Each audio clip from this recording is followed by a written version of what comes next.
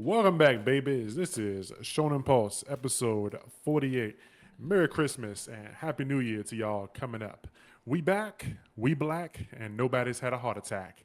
It's just us three today. It's Big Yato. I got Knox here. Yes, sir. Papa Traffy. What's up?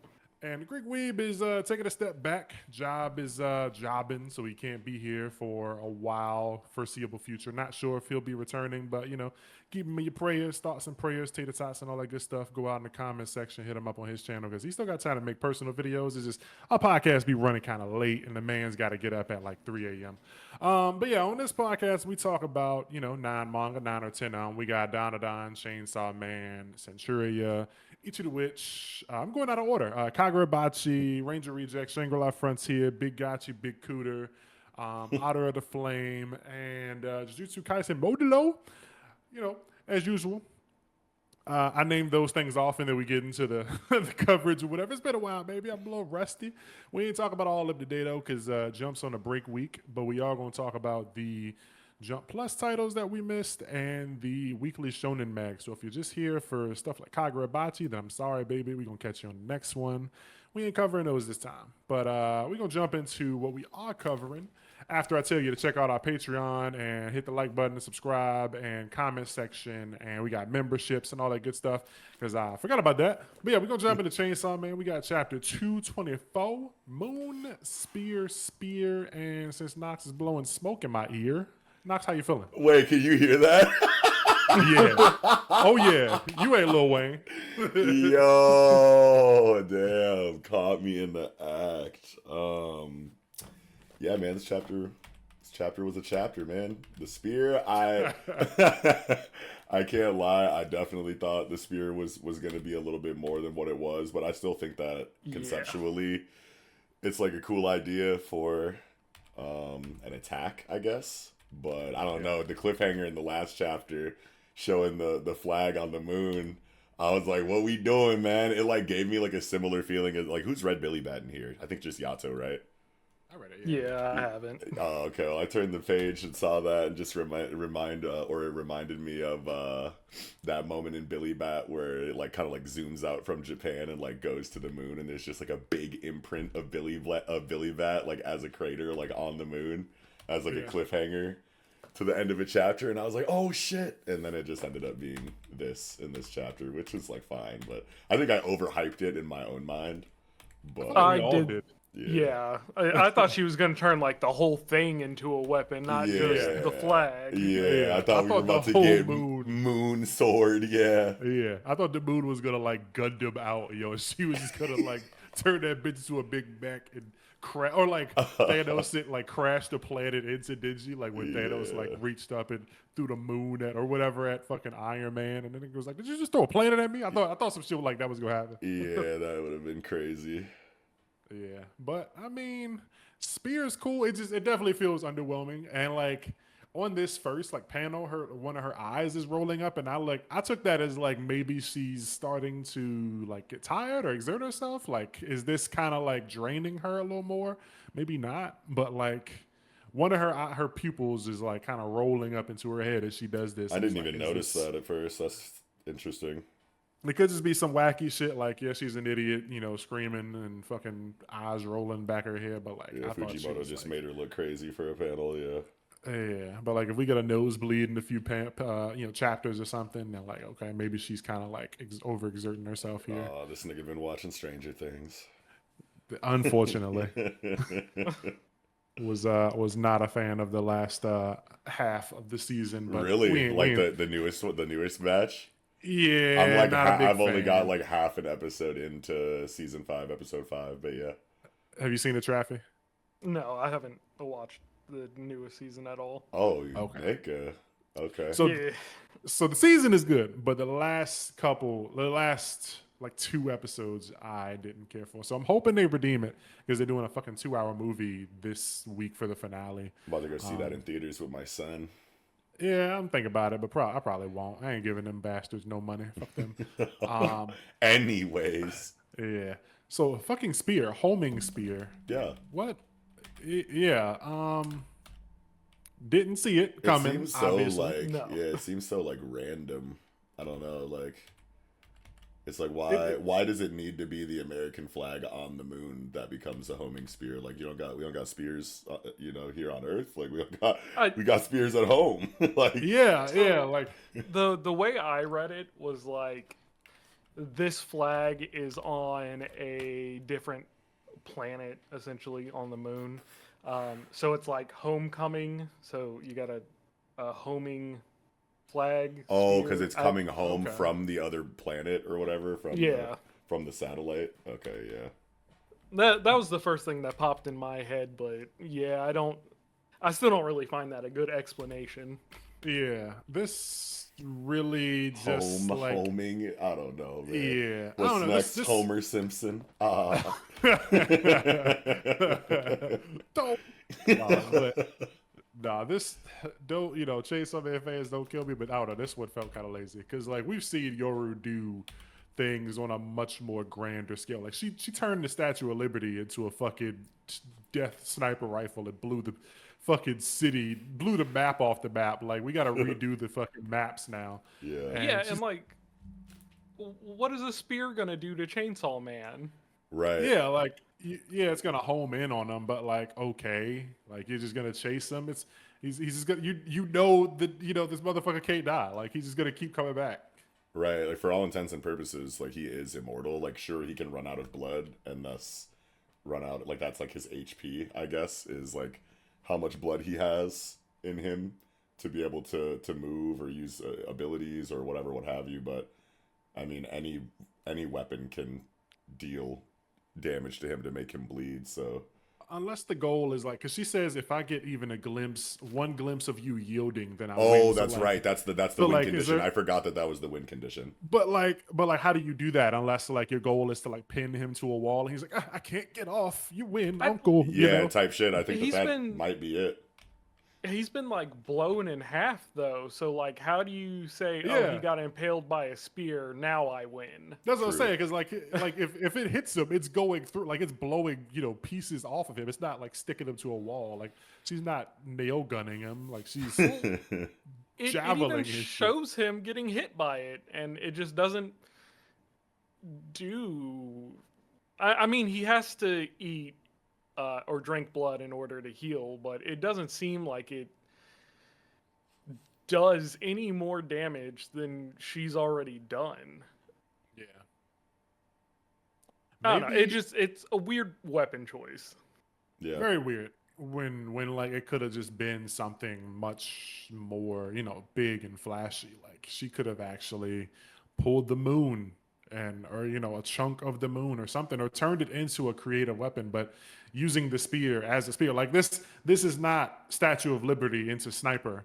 This is pulling a spear and using it as a spear, and it's like we're overlooking.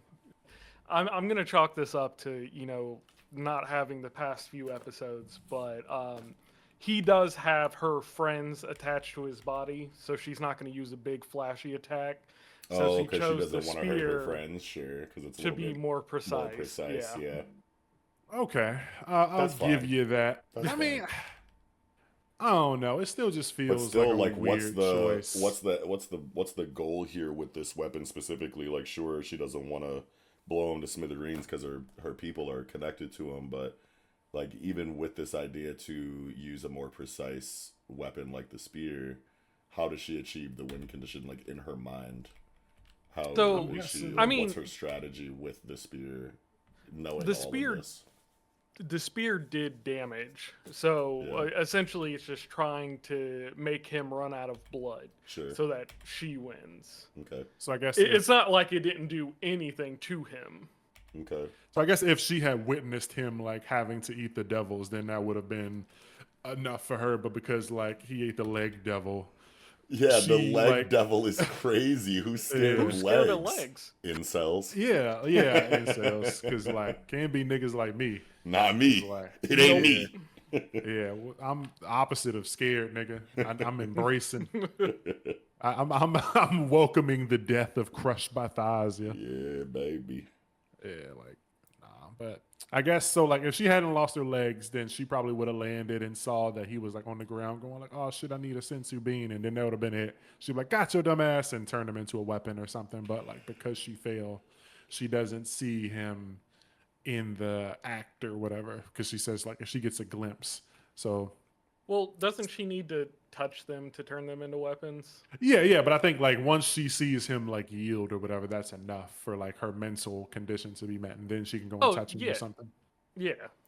Yeah, but But because like, she fell, she's never gonna see him. She doesn't know that he's like rolling on the ground or whatever. She could just hear him. well, I mean, she ain't Oh, got legs now, so Yeah, yeah.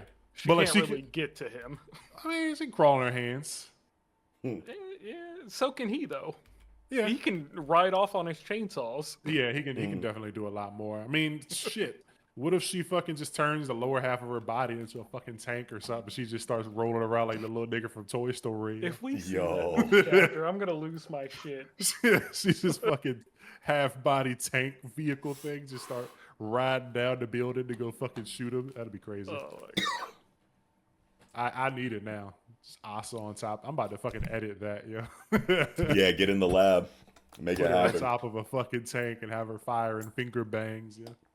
bro. But We might what see I that. will say is that this chapter did confirm what Yato was saying a while Hey. ago. Type shit, type shit. Because Asa or Yoru can't remember her legs. And Yeah, Dingy can't remember it either, which was actually kind of surprising. Well, Dingy also can't remember death because he's like, I forget her name and face now, but that chick who flashed me her panties, like, it's like I think last time I was trying to explain it kind of like as a phantom pain. So like you remember that you had a hand, but if it got blown off, it's like after 20 years you don't remember what that hand looked like, but you remember having it. So it's kind of like he remembers the act of seeing the Death Devil like flash her panties, but I guess it's like he can't put a face to it. He just Right. remembers that it happened, but like in his memory is just a blank head. sure. I swear, that's such a confusing concept. Because, okay, let's take, everything we kind of just figure out from this chapter.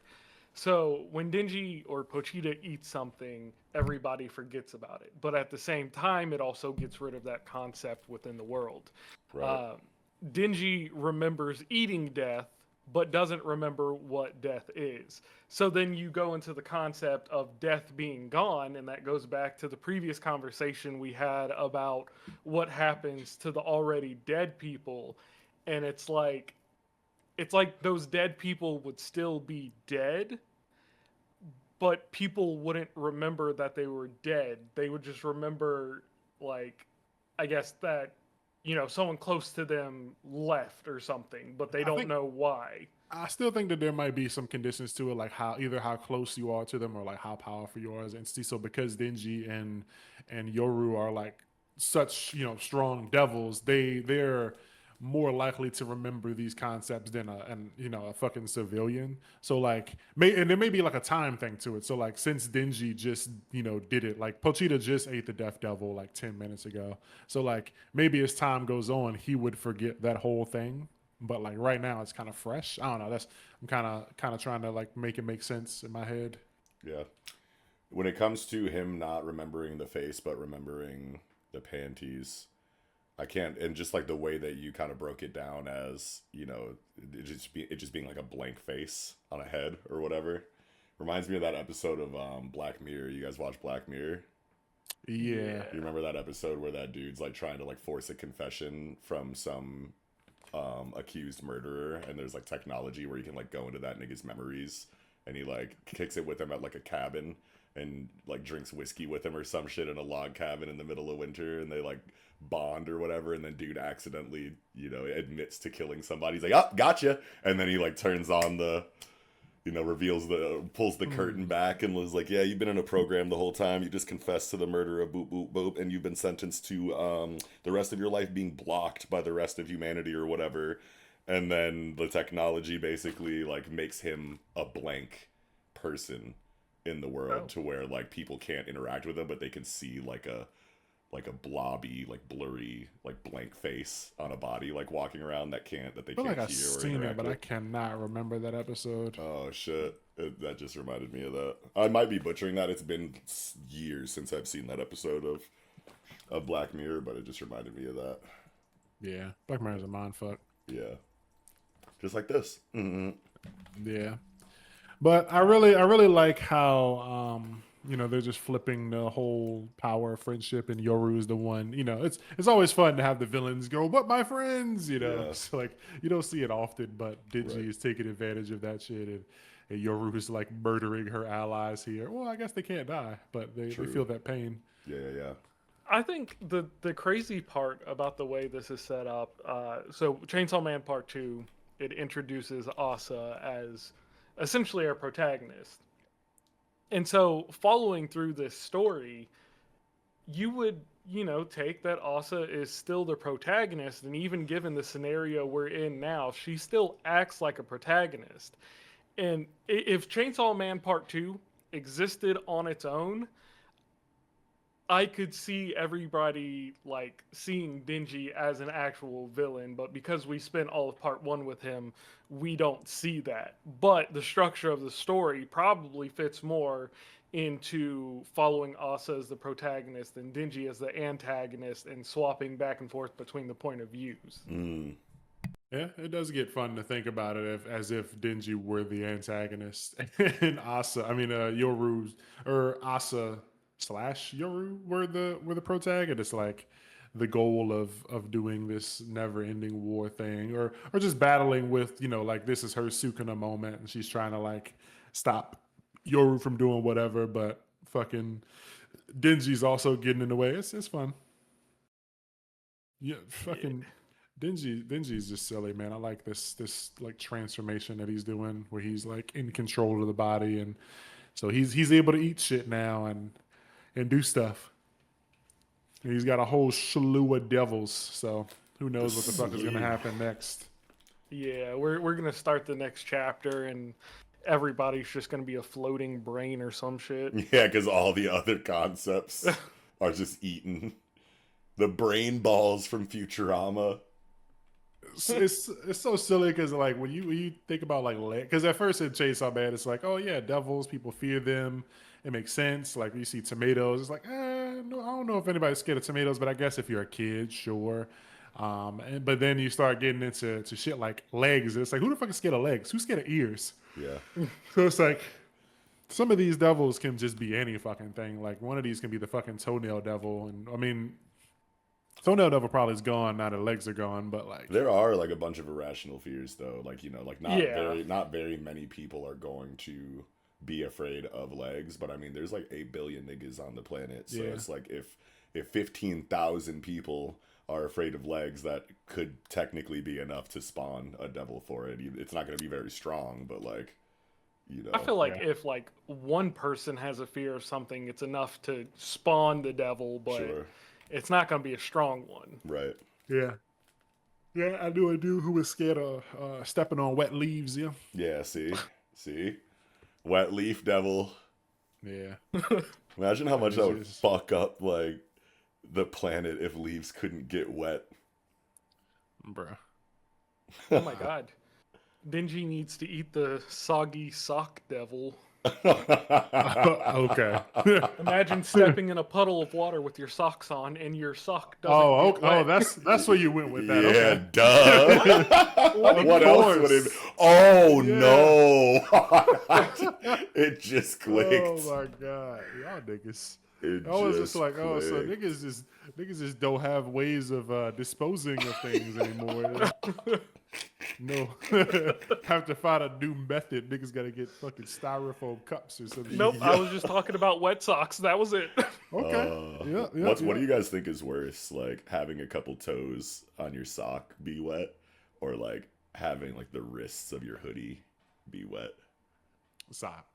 Sock, Because right? you feel that at every step. Like the hoodie, you can just kind of ignore it. You can roll the bitch up. It's like, But if you roll it up, then it's gonna be wet around your like elbow. yeah, but Well, like you it's would roll not. it up like on the outside. or the Oh, inside. true. You're Even so then, like, right. It don't matter because like I mean I'd rather have my whole hoodie be wet than my sock be wet. Like, Damn. Yeah. like Yeah, wet like, socks I'll is so bad. Yeah, like you could walk in the rain with your hoodie on, but you're not gonna take your shoes off and walk in the rain. Like it's just Yeah. nuts. Yeah, but Yeah, so even Yoru knows that Asa has a tripping thing. She's like, "I'm not Asa. Why did I trip?" I did think like for a second that Asa had took over. Oh yeah, I didn't Yeah. even think about it like that. Yeah, but nope, Yoru is still in charge, and yeah, I don't know. I don't know how this battle is going to conclude, but he's giving her an ultimatum. You know, telling her like, give Asa her body back, or I'll just ruin your perfect world. And I mean, she can't even do that. Like, if even if she were to like give up Asa's body is like half destroyed from when she got killed in chapter one. Oh I think right, Lieutenant Dan's gonna win. Lieutenant Dan. Lieutenant Dan. They're Which, all Lieutenant Dan. yeah, I was like, which one are you talking about? You got no legs, Lieutenant Diane. From fucking Knox was born in 2023. He ain't seen Forrest Gump. Okay. Oh shit. Yeah, it's been a long time though. Took too long, bro. I'm sorry. But yeah, he's got a lot of devils and I don't know, pretty basic chapter.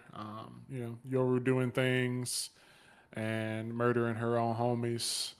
So Oh man, what would happen if he's got like the water devil in there?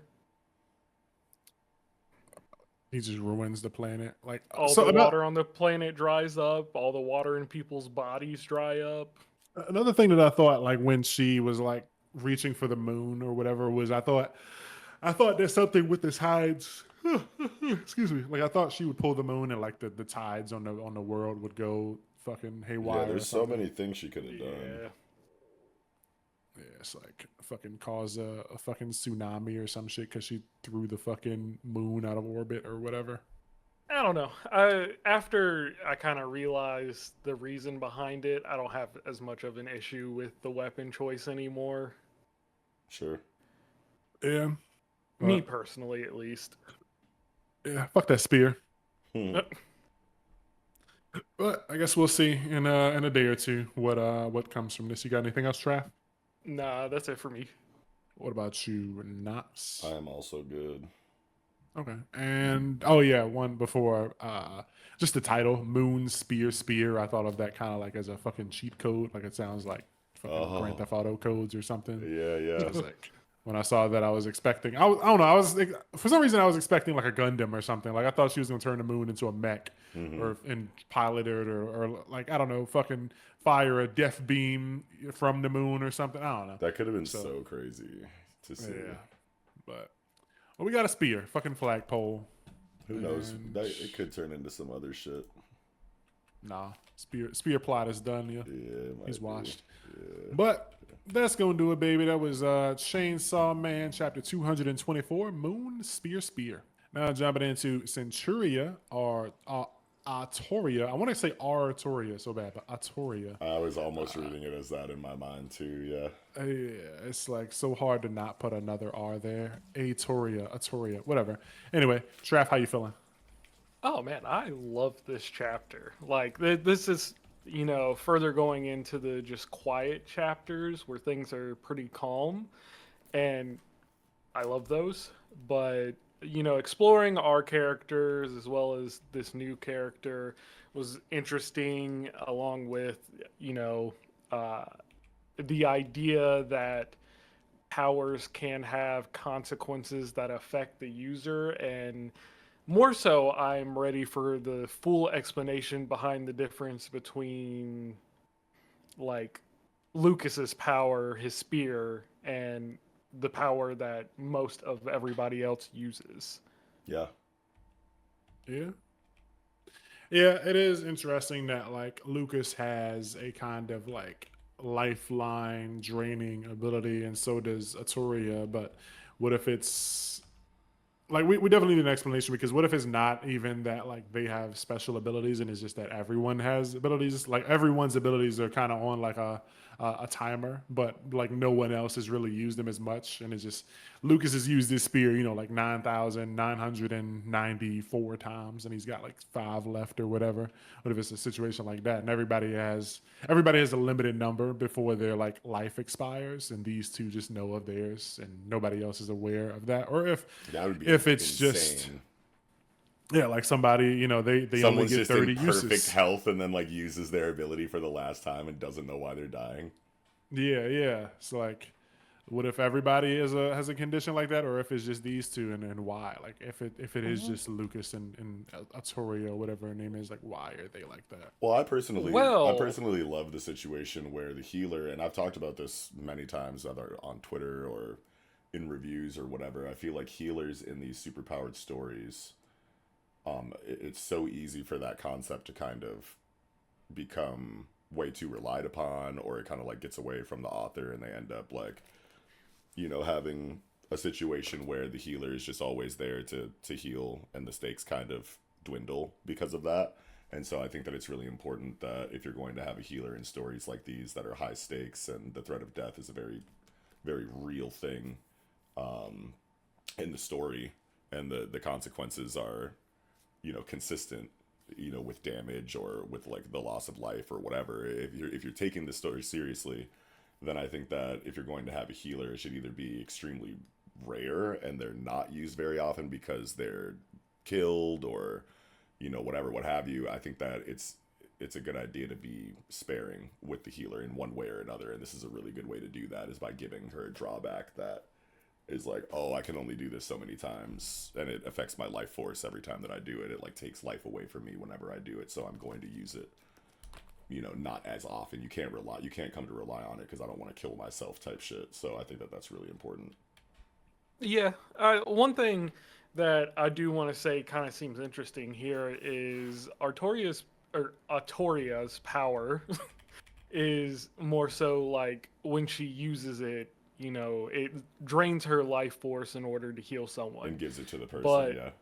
yeah, but Lucas's seems more of like use case, like Aki, Mm-hmm. um, because instead of referring to it in years, it's how many spears do you have left. So I think that's pretty interesting because they can both be explored in completely different ways. Yeah. Yeah, for sure. Yeah, and I mean, yeah, like with the healer thing, I agree. Like we talk about it, and it's like it's really good to have these healer characters who can like fix everything, have some sort of drawback, and usually, I feel like the drawback is fine with having it be like trauma. Like she's already said like she didn't want to use it because she didn't want to see people like that she heals go and die anyway, and it's like that is That's a where really some interesting outlook, isn't it, for yeah. a healer? I can't remember any other time that I've seen, a philosophy like that inside of this class of character. It's kind of it's what I wanted more for Eri from My Hero is like Sure. like I wanted her to heal someone and then have them die and then she look and think about it. Like I wanted her to basically have this character arc that this character is going through, but like that never happened. But like they added another layer to it in the way of having it. So like she not only doesn't want to heal people because she doesn't want them to go out and die after she's healed them, Yeah. but also it's killing her. So it's like I'm killing myself so that you can go back and like kill yourself. Yeah, there's another layer to it, isn't there? Because she's basically talking about how she detests the kinds of people that are so willing to throw their life away for wars that are fought over, whatever reason that they come up with. A lot of the time, I want to say most of the time, if not the vast majority of the time, wars are kind of waged over things that aren't that deep to be throwing hundreds to thousands to millions of lives away for, whether it's resources or pride or, whatever it is. It's like, and these people, they take so much, pride into being warriors. They want to go onto the battlefield to kill others. They want to like test their mettle and prove who they are because that's the only life that they know. It's what they think that they're here for. It's what they think that their purposes or whatever, and like that's cool to explore inside of a character, and we've seen that all the time. But then from the healer's point of view, being someone who's like, man, like you guys go out there, you lose limbs, you come back to me, I have to deal with the trauma of seeing like mutilated bodies or dead bodies like constantly, and I have to use my power regardless of whether or not it hurts me to use it or not. I'm just so tired of this kind of person that is just so willing to make my job a lot harder because of your reckless abandon to just go out onto a battlefield and fuck yourself up for some weird ideal that she'll never be able to to resonate with or to relate to. You know what I mean? It's really a fucked up kind of burning the candle at both ends kind of situation, because it's like she got to deal with that, like knowing that somebody's going to come to her bleeding out, coughing, screaming, and dying. It's like, I'm going to heal you, but now I'm also removing my own life. So it's Right. like, And then you're just gonna I'm go throw your life away like 30 seconds yeah. later anyway. It's like such you bro. don't appreciate that I'm giving my life to heal you, Yeah. and then you go and kill yourself anyway. Like you go and get killed. It's like I could have just fucking not healed you. I could have, I could Yeah. have just lived my life out in the boonies. Yeah, and not deal with literally. any of this shit. But she also feels compelled to do it because she has the power to, and she's Yeah. compassionate, and she has empathy, and she doesn't want really people to interesting die. character. It is a wildly unique and engaging and profound character philosophy that I'm just so happy that I found inside of Centuria, because it's like I would have never thought of a character like this in a million years. And I just will love how say- creative it is. Yeah.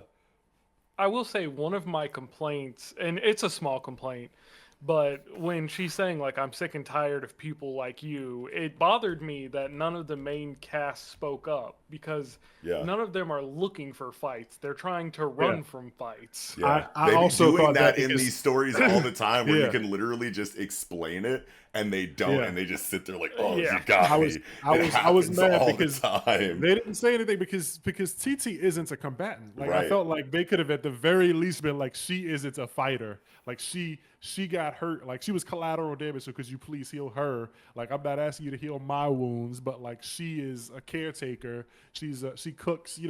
She's a maid basically. Like she's not a warrior. You look at us and you see warriors, but she's not. So like at the very least, could you help her out? But nobody said anything. Yeah. They just kind of like let her pass out, and then at that point, it's like, well, now you gotta help her, don't you? It's like, Well, to be fair, I'll give it some grace, because TT does immediately speak up, and she's like, it was wrong of us to ask, we should go. And then she passes out. Yeah. So it's not like there was a lot of time in between that happening. It was just, I don't know. It was the first thing I thought of when I was reading through it. I was like, why didn't they say anything? yeah, it did feel weird that they didn't say anything, but It happens, I mean- dude. It happens so often in these stories, bro, where they're just getting like cooked by somebody who has the wrong idea. And Yeah. then they It is so they easy to just be like, can- hold up. Yeah, wait a minute now, because it's actually like this. put your hands up, like, wait a second, Yeah, brother. wait, hold up now. Like, this is actually what it is, and they just don't do that. They just let themselves be cooked and then say something else, that allows the plot to move forward instead Yeah. of just saying the obvious thing.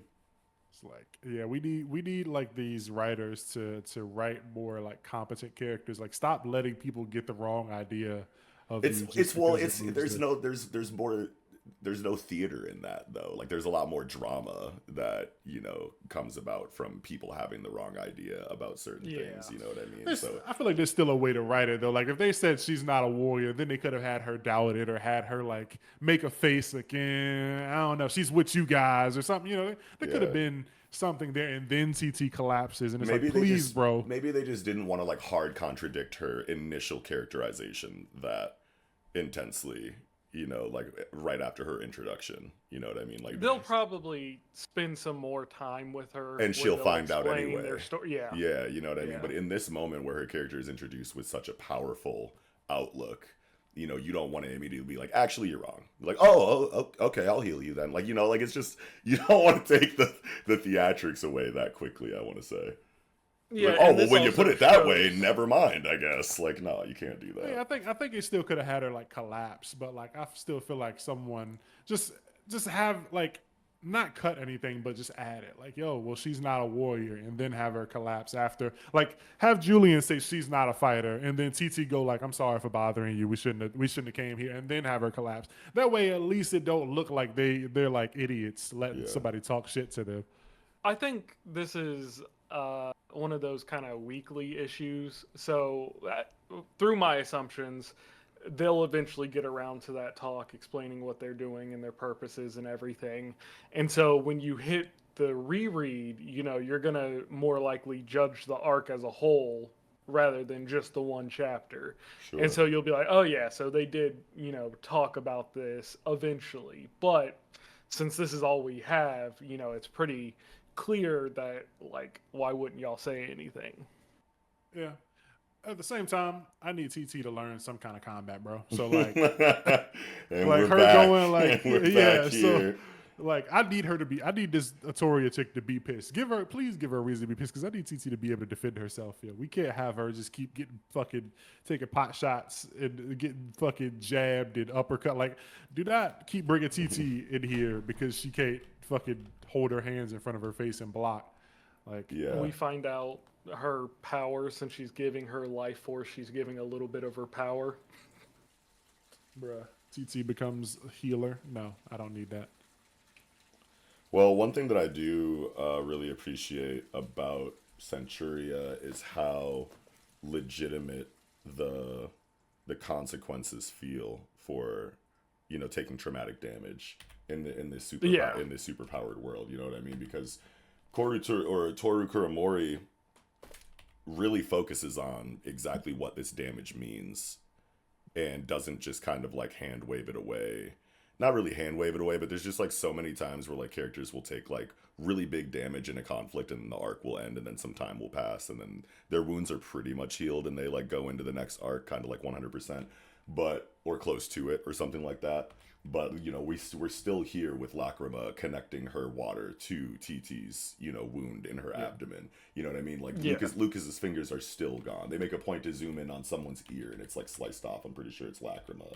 You know what I mean? Julian's. Oh, Julian's. Yeah. You know what Yeah. I mean? So yeah, of course it wouldn't be Lacrima because her body is water. But like you get what I mean. You know what I mean? Like if you take some big damage in a fight in this story, there's going to be writing and time dedicated to focusing on that wound and the healing of it, and things don't, go back to normal until those things are dealt with, and you have scenes dedicated to dealing with them long after the conflict ends. So I think that that's really important if you want to sell the stakes of your story. I think more than that, having a story heavily focus on the injuries that what you could call these fragile people get is perfectly in line with reflecting our main character who has 100 lives. Yeah. So like that focus on, hey, they took this really bad blow, they're about to die, perfectly contrasts with Julian as a character because it's like, hey, if I took that hit, I'd just come back to life. Yeah. Yeah. So it puts that much more of a burden on Julian to kind of see this damage that is essentially nothing to him be very serious for his loved ones around him constantly, because there's a lot of like survivor's guilt theming that can stem from that. And I love the fact that it's not even like I would rather this happen to me, because he still concerns for the 100 souls within him. Right. So he doesn't want to take that damage, but he also doesn't want to see his family take it. Right. I don't know. It just Yeah. the 100 souls has been a blessing for Centuria because it constantly shows Julian's level of empathy, but it's also a consequence for him dying. So he actively avoids it instead of just, oh, I can't die, let me go tank this shot or whatever. Centuria does a lot right, and it's very unique. Yeah. It focuses on so many things that I've literally come to shonen battle manga for.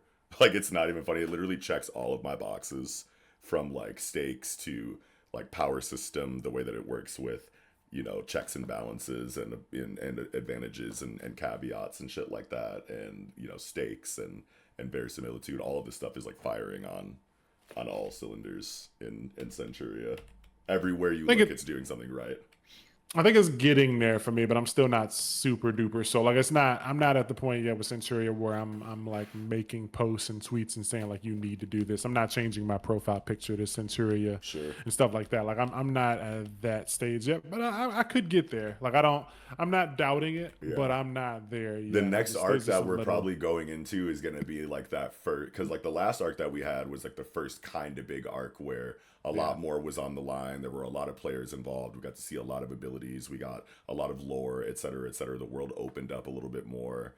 We got to see like a diverse array of abilities and their strengths and weaknesses, and how characters kind of develop strategies to get around multiple abilities at once. There's a whole lot of game theory going on in the last arc and whatnot. So it was a bigger scale conflict, but it wasn't like that arc that's like, holy shit, narratively, like mystery wise, like ability wise, like stakes wise. It's not one that's so big that it feels like a Shibuya incident or something like that. Yeah. You know what I mean? Yeah. But I feel like that's coming. Yeah, I think some seeds have been laying, and Yeah. they've been doing a good job at Yeah. spreading that out. Like especially with last chapter where they kind of dive more into the deal with the fucking like witch thing that's stapled in the fucking kingdoms. That was insane. And then getting all of the information about like how its body parts are effectively split between other characters that we already know, including Diana, was an insane reveal. Yeah, and how does that really work? Like, are they just within? Like, does Diana have the heart within her, or is she the heart? Like, she is the heart, I think, is what it's saying. Yeah, so then the Margrave is the bones. Yeah. So like, I want to see where that storytelling goes and how that's gonna all work. Yeah, keep in mind we are still under 100 chapters too, so yeah, like I think that we're closing in. Yeah, I think we're closing in on. Yeah, I think the really big arc that's gonna have us like, holy shit, this is what it's all been for up until now is on the horizon. Yeah, as long as this is it continues to be like paced out well, because like we just like in the last couple of chapters I feel like we've been introduced to a lot of like new characters. Like we got like during the last arc we got introduced to more of the witches or whatever from the coven, and then we saw like the flashback and it had like all 6 of them, and then before that we saw like all the people that the king fucks with, and then like in the most recent like 2 or 3 chapters we saw the group.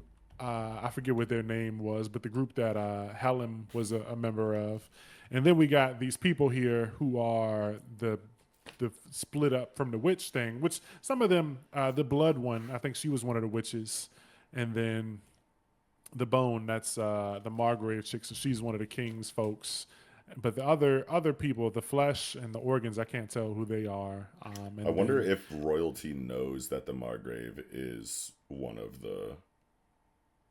that witch's body parts or whatever is a part of that witch thing that they've captured.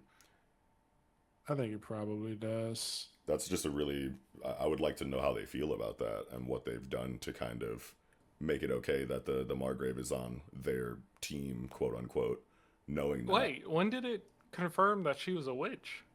Well, no, she's like a part of that witch that they have pinned down. She's the bone. Yeah.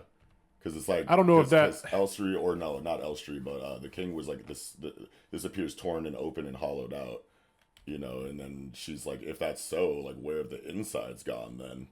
And then so I wonder. So I don't specifically think that she is a witch. Like I think the blood chick is a witch, but like the flesh and the organs, I don't think they're witches. And then the Margrave. Like I'm just thinking, I don't know. Like I feel like they. Well, just to answer Traffy's question real quick, 400 years ago it was divided into 5 parts and scattered across the land. This is the king saying this, and it says flesh, blood, bone, organs, and it shows the Margrave as bone. Yeah. In the last chapter. Yeah. I'm looking through it now. Yeah. But like, does she practice witchcraft? Like, she's not like a member of the coven? So is it kind of like? Well, I think their abilities stem from what the completed version of this witch husk that they have pinned down in the castle. I think it's like I guess where I'm kind of wondering is like, does she yearn to go back to the collective, or is she like fuck that witch? Like, is she kind of her own personality? Like, does she? If she had it her way, would she like kill, Helen and the other members of the like coven because she is 1/5 of the head witch god bitch or whatever. So like, if it came down to it when it's like, all right, time to recombine and become one, like, is she like, fuck that, I'm my own person, or is she fucking, is she swimming back up in that body? Well, that's what I'm wondering is like, is this like a double agent situation where the Margrave is working with royalty for one reason or another, but is secretly on some witch shit in the background because she is literally a part of, this super witch that they have pinned down at the castle. And I want to know the answer to that question, but also if royalty knows that she is a part of that witch, then how have they kind of come to have her on such a high ranking position in the royal forces? You know what I mean? Like she's a part of like the Irish Stratum or something like that, like the top brass fighting force of the kingdom. You know what I mean? Yeah. So it's like you don't appoint someone to that position for, just willy-nilly, especially if you know that they're a part of rival factions, top higher, top class or whatever.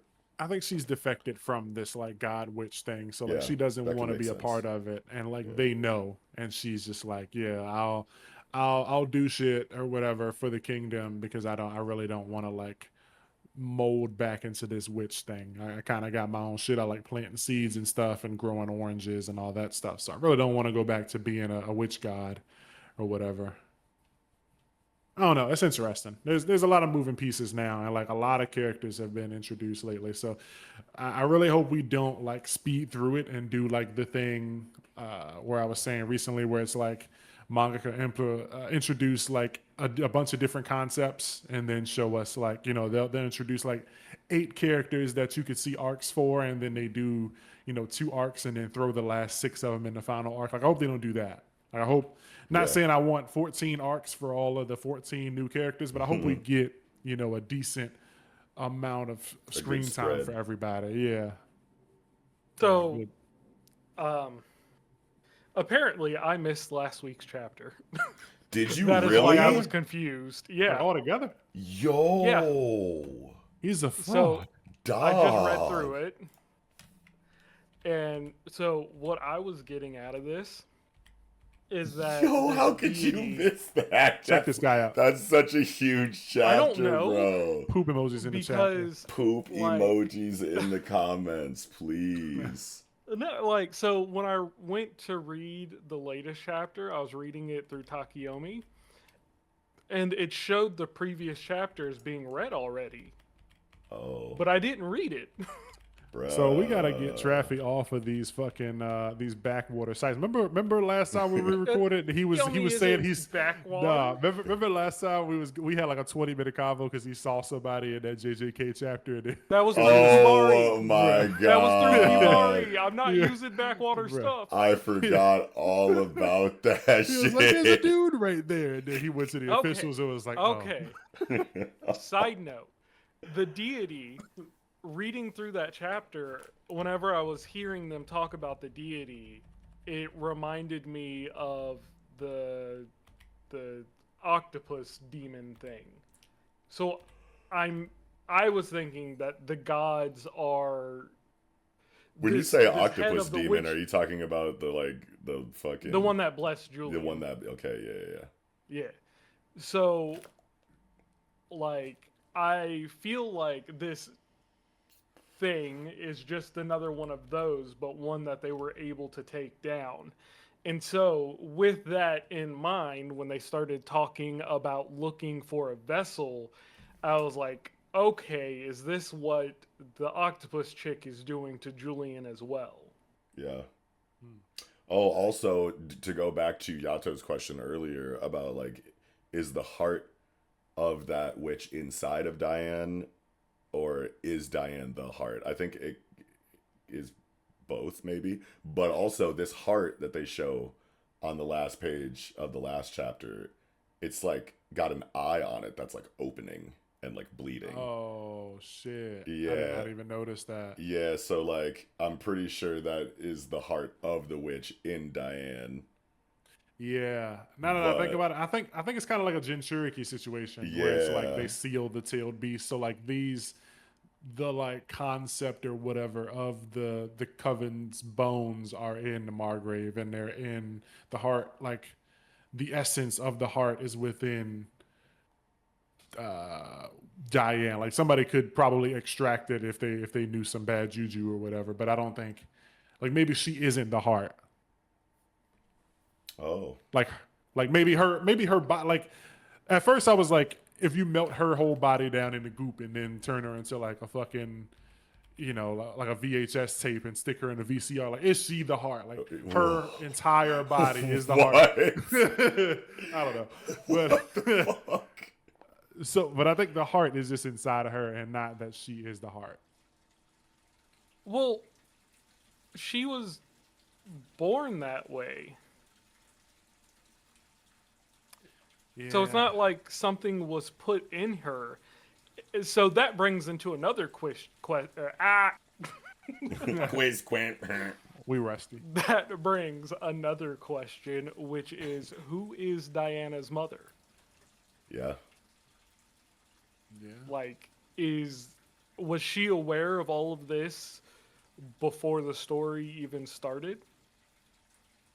Or was Diana's dad, like was he a carrier of the heart and he fucking his seed fucking became this? Like, is that, at what point did she become the heart? Was she the heart in dad's nuts? Was dad the heart, or did mom birth the heart? It's getting weird. It's getting weird, man. It's getting weird. I want them to explain a little more. But yeah, that explains why I keep forgetting her name. The Margrave chick could see the fucking goat. And it's because they come from the same being. Ah, sure. Yeah, there you go. But now that I'm really thinking about this heart with the eye on it, like I'm wondering, because like the eye is opening a little bit and it's bleeding. So like, what happens when the eye is like all the way open? Does the prophecy like come true or some shit? I don't fucking know, but I feel like I feel like that is going to be very important later. That eye.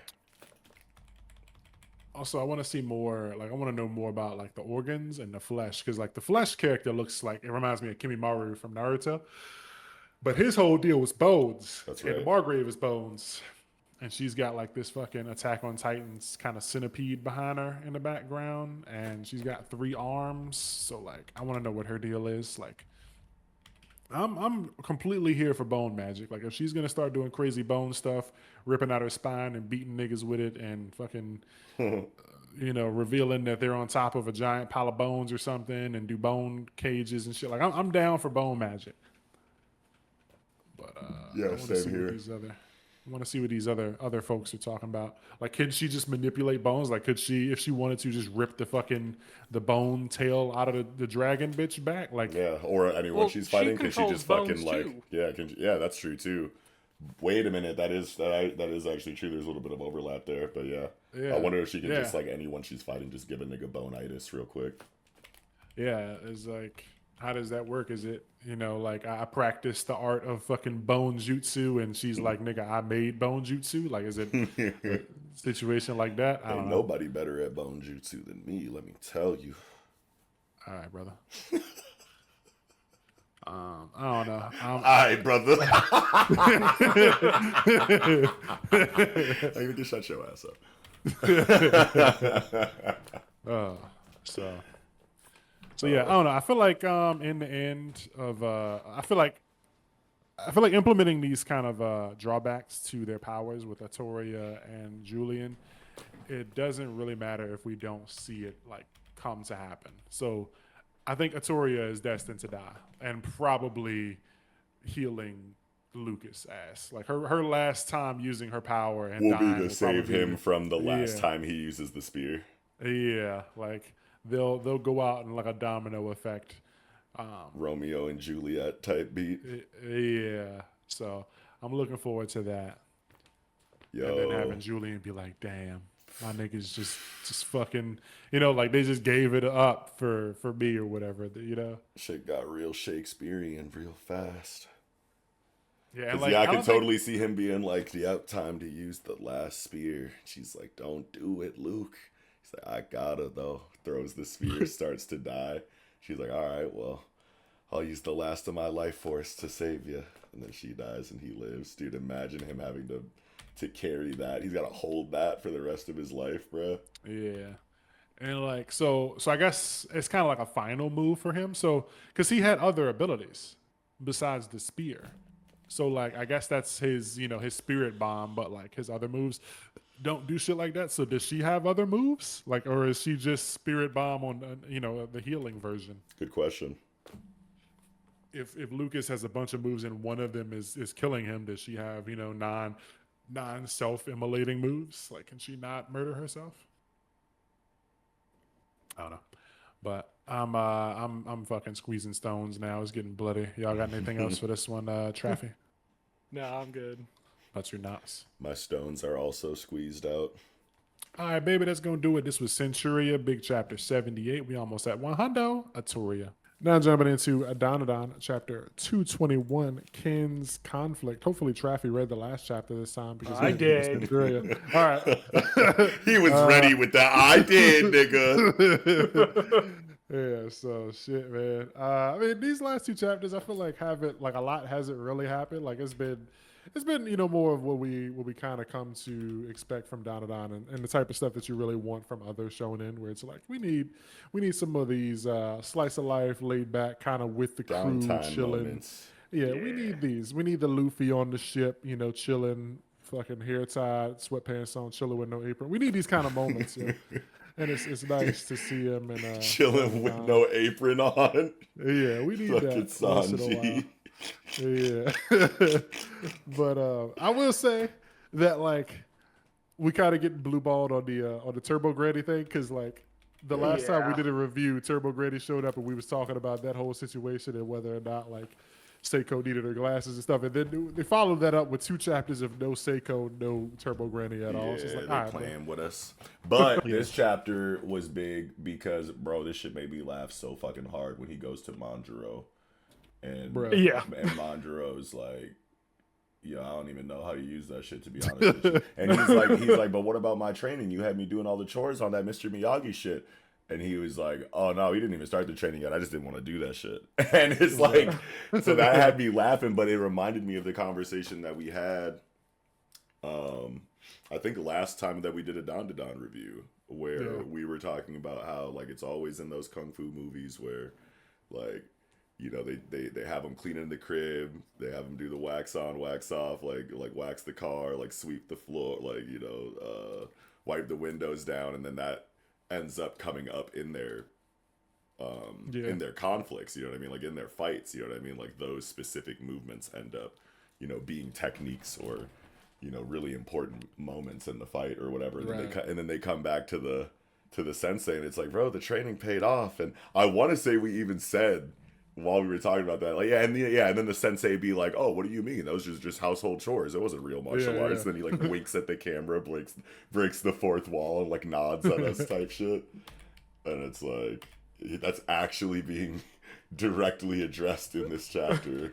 And so the nigga funny. had no clue. So like, I do like that because I think last chapter or maybe in one of the previous reviews, I think with the Turbo Granny thing, I think I might have said something about like hopefully not jumping straight into like the reunion, and maybe getting some more. I think because I feel like Traffy or somebody might have said something like for some reason I feel like we were talking about like someone wanting more Okaroon like screen time with the Ogre Club / with his training before like jumping back.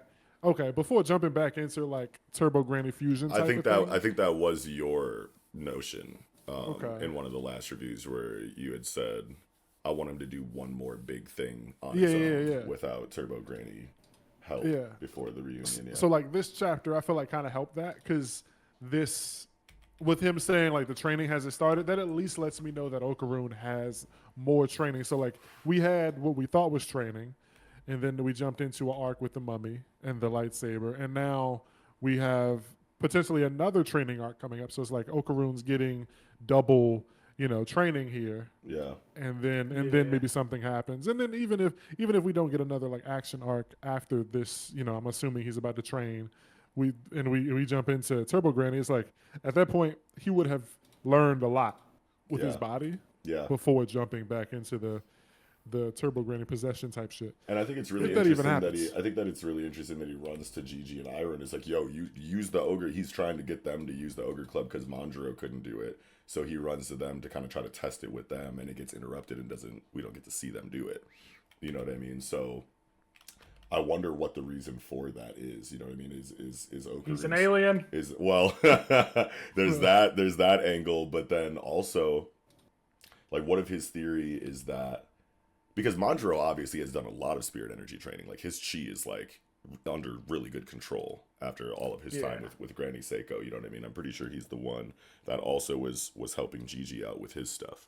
So it's like if he can't even do it, then what's the difference between Okarun and Manjaro? And if it is an alien type thing, then that raises a lot more questions that we can get into too. But I wonder if Okarun's theory is like, okay, well maybe it's because Manjaro was never possessed by, a yokai. You know what I mean? So what if you need, spirit energy control, and another stipulation is you got to have something in you. You know what I mean? And Okarun obviously has, even though he doesn't anymore, but he's still touched that realm. And Gigi and Ira are obviously still, occupying that space themselves. So maybe he's like, yo, maybe they can do it because they have yokai in them. Maybe that's his running theory right now. But I mean, if it is the situation where he can do it because he's an alien or some shit, then like, does that mean that Seiko knows like that about that condition for the ogre club and gave it to Okarun because she knows he's an alien? Well, I'd Possibly? assume not, because when the series started, she didn't know what aliens were. Well, so Seiko? She denied their existence. yeah, I think that would just come back into Seiko a funny did? gag. Yeah. Seiko denied the existence of aliens. Yeah, I don't even remember that. yeah, but that's why I think it could lead into a funny gag where she's just like she denies it, but she like deep down she knew it was like an alien object, and he probably had some like ties to the fucking extraterrestrial, and like when he finds out, it goes like, hey, you gave this to me because you knew I was like, just for an example, like you knew I was an alien, and she'd be like, no, I didn't. Aliens don't exist, but like she does know or whatever. And the overlap between aliens and yokai as far as this power system kind of goes, I feel like eventually does need to be thoroughly, not explored. I don't think is the right word there, because we've been exploring it the entire series. But I just want like a hard like delineation of like exactly what they're doing and why it seems to be shared between two like diametrically opposed, factions. You know what I mean? You have like ancient occult supernatural mumbo jumbo on one end, and then sci-fi on the other end, but they're kind of like both doing the same thing in different ways, and they're sharing a lot of things between the two. There's like a lot of overlap there, and I just wonder if we're ever going to get like a textbook. Like, Give us that maybe line, that like, maybe what's that the is the connection? maybe that is the Dandadan is like the relationship between Oh yeah, like that's the word to explain what the connection between the two is. yeah, type shit. Damn. Dandadan theory. Dandadan theory time. Yeah, but pretty chill chapter. Kids being kids. Okarun playing off the whole like asking her to go on a date thing and be like, "Oh, you took that shit serious." Oh yeah, just trying their best to gaslight each other. Yeah. and then Gigi's like, "Hold on, what is this game? Nigga, teach me, cause I'm trying to go on dates and shit too. Like, what's going on?" Yeah, this is funny. And as then hell. we get what's her name? We get the class president, What's Turtle Warrior, Dandadan and class rep. What's her name? And then so Rin, Rin, and yeah. then what's the other girl's name? I remember it being Koku. longer. Yeah, Koki. Koki. Let me see. What's her name? Koki Yukishiro. Yeah, okay. Yeah. Koki, yeah. Okay. So yeah, I really like this. If they're about to have kind of like their own, not solo but duo, Yeah, mission. little, I think little this, girly pop duet. yeah, arc. like if this whole thing just focuses on them two, like getting their like figuring their way out of like this situation, I think that would really be cool. Yeah. I would not hate it if someone does join though. Like if while they were fighting, we had like a Kenta. panel. Yeah, like it does like the thing, like it does like we get like a shot of like kind of like the when stuff they reference like the raid like in JJK when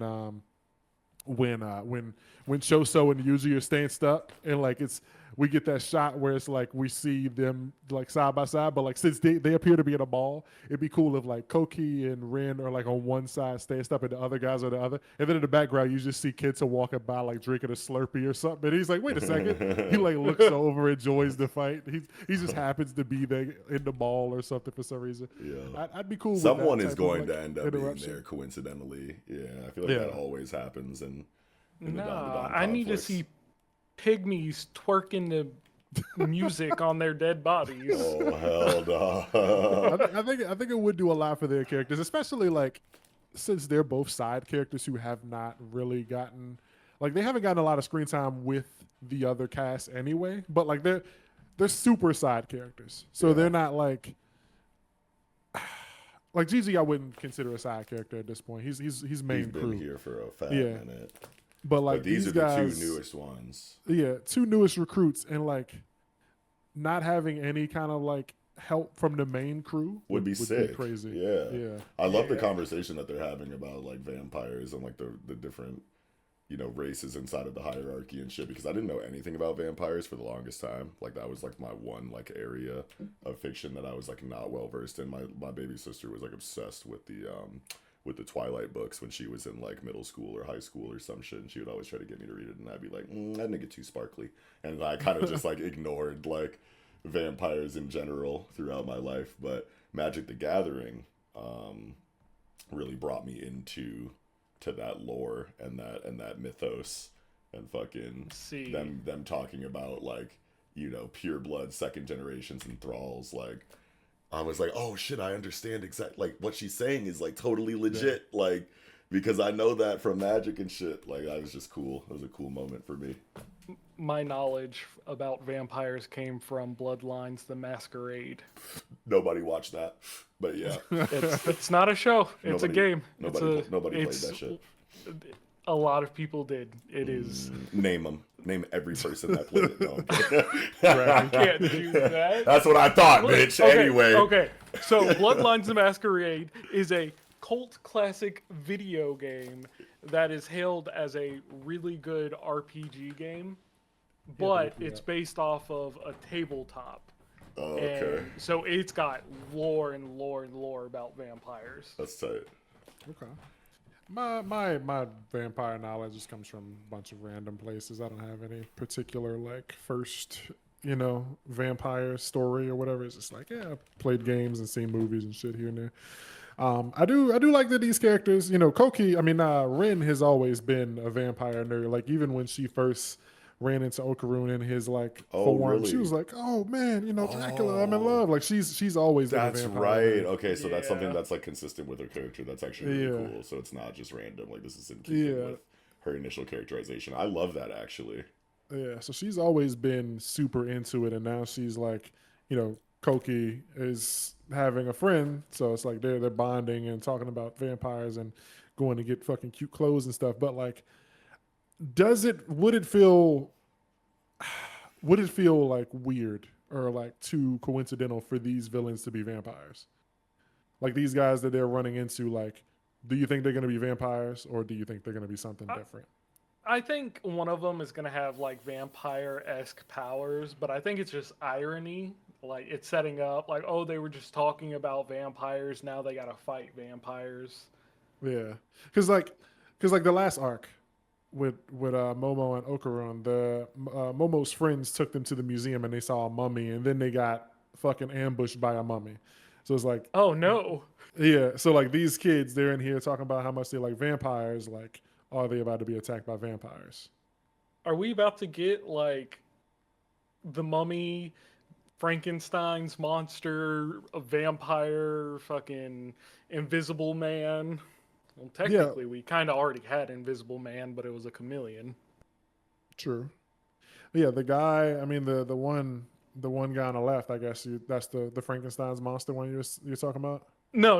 I'm just saying, like in general, that's the theme they're going with. Are like classic literature monsters. Oh, okay.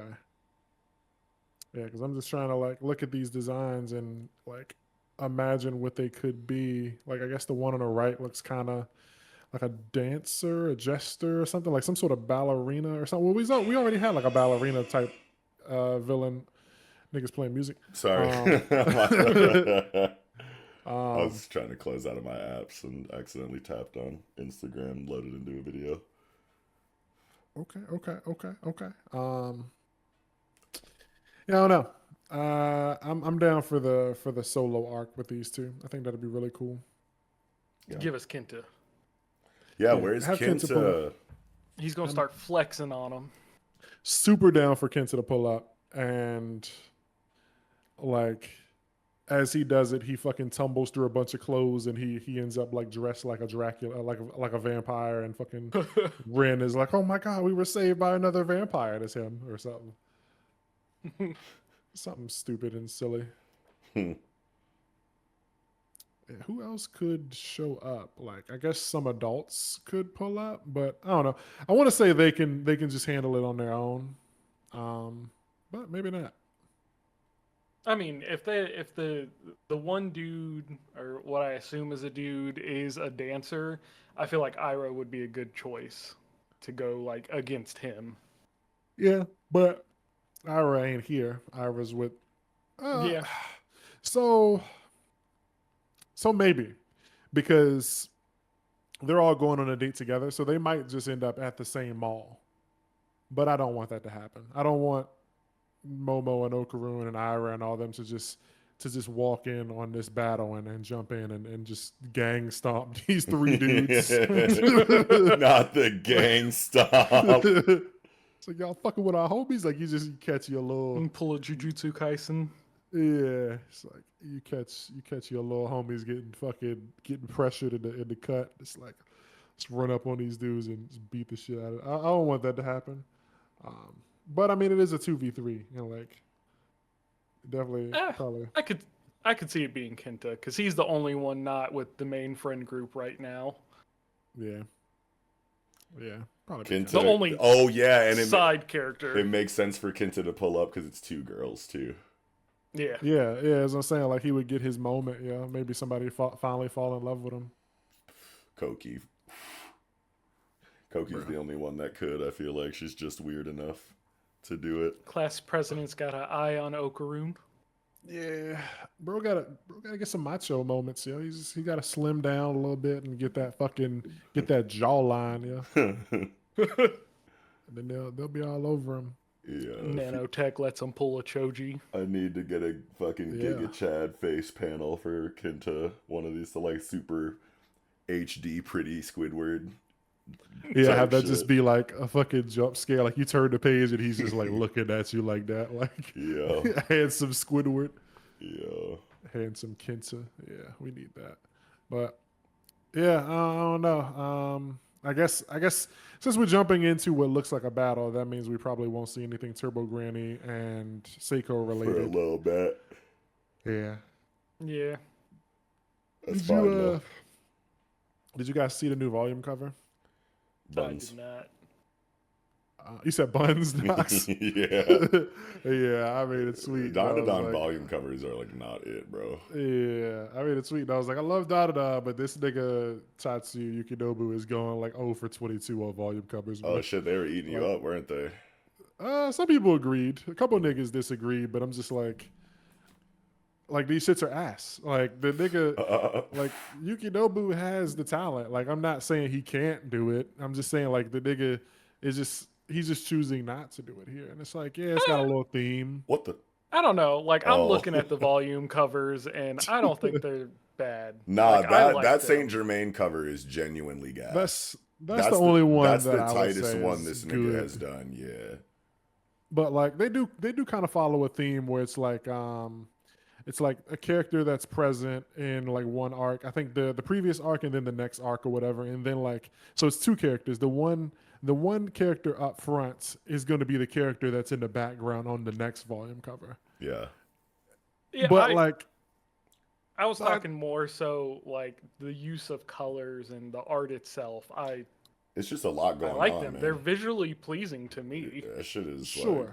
That shit is like nails on a chalkboard for my eyes, though. Like visually, that shit is like punching me in the iris, bro. Like, It's it, it gets to a point where I'm just like, all right, like it was cool for the first, 5 or 6, but like I don't need you to do this for every character and just over and over. Like when I think of what I want from Dandadan covers, if you look up Chainsaw Man Volume 5, that's like yeah, I want like dynamic action shot covers once in a while. Like I made a tweet and it was like, here's some pictures that I think would have been great for Dandadan covers, and it's like a shot of fucking Okaroon, clashing with Evil Eye, like as they like kick at each other, or when Okaroon's like about to stomp on him. It's like a lot of cool shots that it could have been. Instead, it's just these like weird kind of glamour shots where it's just like one cover in front of the other, and it's like they aren't interesting. Like, yeah, they don't look bad, but like I would not. No, there's not a single Dandadan volume cover that I would see in a bookstore and go, huh, let me check this out. yeah. None of them grab my attention. They just exist. I don't know. Like, I see what you're saying because, yeah, the pictures themselves aren't like grabbing. But for me, it's the colors that make it pop where I'd be like, oh, that's cool. Let me grab that. Yeah, that shit loud as hell. It's definitely loud and just like I'm giving like color vomit, and I just want Well, a little change. It's a clear. It's not color vomit because the colors all like blend with each other. Are we sure about They that? pop, but they don't like fight over attention. I don't know. I'm looking at volume 8 and it's just like 90 colors on this shit. Yeah, I was about to say, are you sure about that? Because, like, now let me pull these up. Because, like, nigga, It's a lot of color. yeah, Well, bro. okay, so I just pulled up volume 8. The main focus is pink, yellow, and green. And both Momo and Ira's hair here are pink. So it's playing off of that color. Yeah, but there's yellow in, like, every single one. So, Well, like, maybe he just likes yellow. not every character got yellow going on. So, like, in the ones where, like, there's just yellow for There's the also like sake 6 of it, shades of pink. So- yeah. I think what the target here is in the text as well as the characters.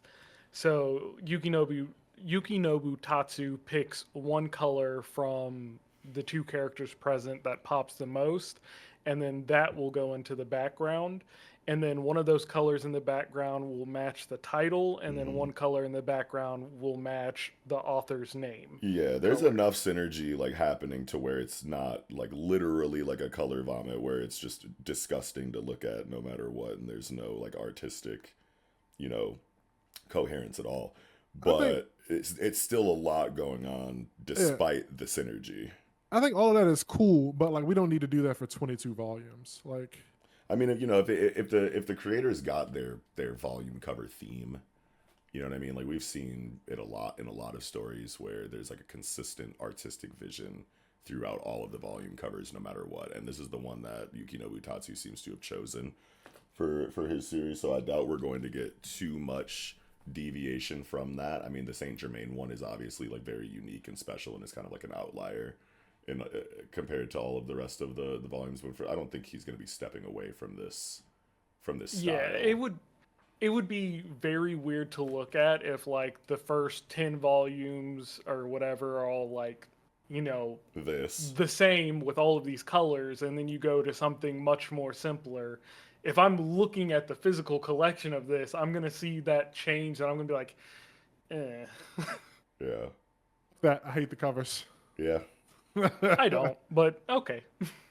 Yeah, but Well, you're wrong and we're right. So Wrong. whose side are you on? I don't know who well, is the weird. I said you and we. Oh, okay. But So are you with me or are you with Traffy? wouldn't you like to know, Weather Boy? No, I'm kidding. I'm with you. I'm with you. Oh. Yeah, I don't fuck with the covers either, and I've been saying that like this whole time. All right, so team fuck Traffic. All right, Yeah, cool. it's always that. No, I just like when Dandadan first started, like I I mean, who the fuck am I? I don't really matter at the end of the day. But like when I first read Dandadan, I was like, oh yeah, I can't wait to see the volume covers because like this action and the art is so cool and like it's fucking out there and it's just wild and crazy. And I'm just thinking of all the like creative covers that like could come out of it. And then it's just like, what up, baby? We're posing on the cover. It's just, it was not at all what I imagined. And I mean, that's fine. But like, I don't know. I don't know. You're talking to the guy who likes the mad volume covers. Let me The see. Mad volume covers are good. Volume. They're very simplistic in nature, but I love them. Ain't nothing wrong with minimalism. Yeah, I mean they're cool, but also it's only been like 4 of them, so like, There's 6 you know, of like, them. oh, okay, whatever. But like Shangri-La Frontier is another example. Like Yeah, most of Mad Shangri-La covers are Frontier, gas, bro. It's minimalist, but like there's like a lot of thought like put into them still. You know, I haven't looked at Centuria volume covers. They're really good. they're pretty cool. Centuria's kind of got the kind of flow that I'm like wanting Oh, from this yeah. through the, but like, Never mind, I have seen them. yeah. But like Shangri-La Frontier, you look at like a lot of those and like for a good minute, it's just like a character on the cover and then like the character they play in the game or whatever. But then you get like volume 18 and it's Sun Raku in the underwater city with Emo and the shark dude and Stude or whatever. It's like, it's different. It's like I want like a little difference sometimes with Dandadan because there's a lot of cool like things that happen in this manga that like could make cool volume covers. Oh my god, the Centuria volume covers are gas though. Yeah, they're super good. Centuria volume covers. Like especially 4? Jesus Christ. Yeah, it's just money. Butter gas. Anyways, Yeah. not to get sidetracked with that. Yeah, it's too late. We dove fucking butt deep in there. But let's see, where even is my fucking thing for Dandadan? Like I lost. What chapter was that? Like, Oh, I'm crying. You lost the tab. yeah, I lost the tab. Yeah. All right, so anyway, that was a fucking long tangent about me disliking the volume covers. People can disagree, it's fine. I just think they're boring. But you got anything else for this one, Traffy? No, I'm good. What about you, Knots? I'm also good. That's going to do it, baby, for Dandadan Chapter 221, Kin's Conflict. Now jumping into Shangri-La Frontier, Chapter 248, A Loss Greater Than Mere Defeat. Knox, how you feeling? Loved it, man. I love the continuing, developments of this Gold Honey raid, but a lot of it is just like making me think that Aidward might really take that NPC L by the end of this shit, man. With each chapter, I feel like that we gotta comes out. have it, man. Yeah. Like, Yeah. because what's the alternative? Like, like with the last chapter, the way last chapter ended, there was an erection to be had because because Vash showed up. He's like, so that's your scheme, and I'm like, oh, okay, nigga, finna get in the field and like, Yeah. throw the coat off and fucking. But see, that's what lets me know that this shit, like they're even, because the same complaint that we've been having about how this doesn't feel like a Colossi situation like the others have, was directly addressed in the storytelling by Sunraku. Like he literally said the exact same thing. Like this isn't like the others, you know what I mean? And then you have Vash saying like, so that's what you're up to. So that immediately creates like a hype intrigue in the mystery of exactly what he means and exactly what Gold Honey is going to eventually end up doing that does make it feel the way that it's supposed to feel. You know what I mean? So it's a combination of things that are going towards like, okay, she's about to do something. It's going to be crazy. And it's going to end up making this arc feel a lot more familiar to previous Colossi raids, which is the one complaint that we've had about the arc. So it kind of makes me feel like they are like self-aware of the like what's the thing called not condition but scenario. Yeah, it kind of makes me feel like they're aware or whatever, X bonus or whatever. Yeah, it's like what if Goldenine is doing things to avoid triggering the unique scenario and Vash realized it, and Sunraku is now like just scratching off things that could possibly do it, but like she is intentionally holding off on doing it because she's become like self-aware of that fact. Like you can't kill the colossi until it's a unique scenario or whatever. That might be some super tinfoil shit, but I don't know. It's just like what I don't feel like anything she's done in the last couple chapters would be something that would make like when Vash goes, so that's your scheme. I'm like, well, all she's been doing is throwing these like black, fucking poison daggers. Like, what is her scheme? I Right. can't like what. Why? What does he why know is he that we saying don't? that? Yeah. Well, It's and like, she like a big part of her character is that she kind of like hates everything. It yeah. seems like it's beyond,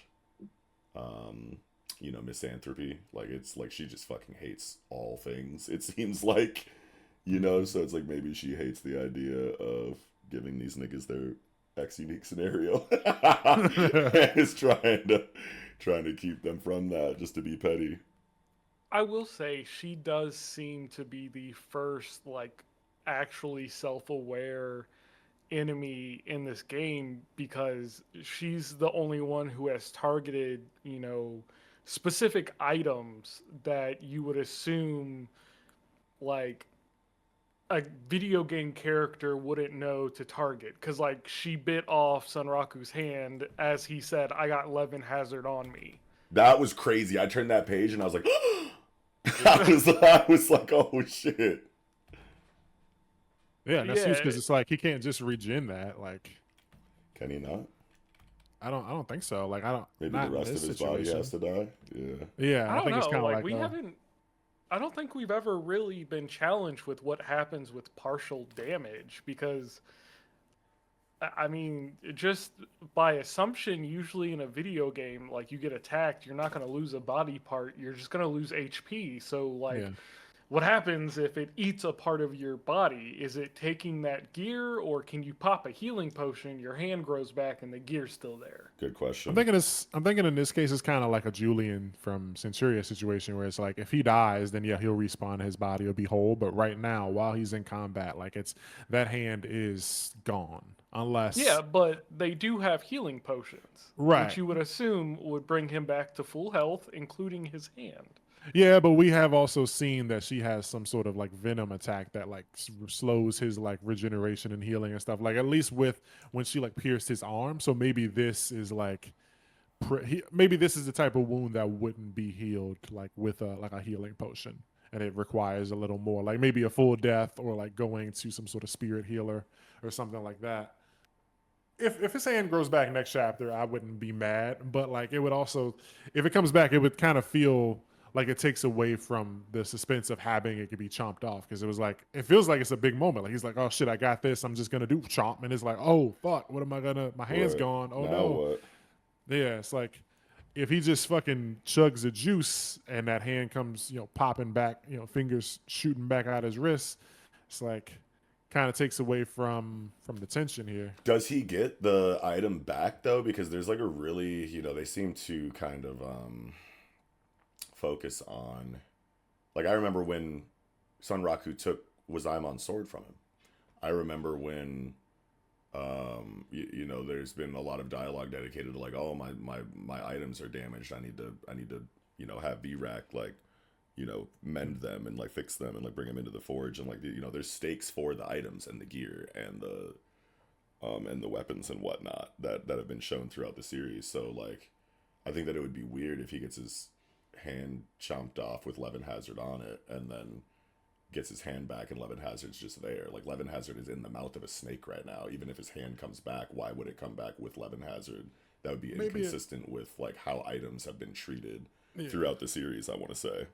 Maybe it goes back to his inventory, but 0 durability. So like, Yeah, he can take a health pot, but he just gets his hand back, and the gloves are broken until he like takes him to a blacksmith or something. I could see that too.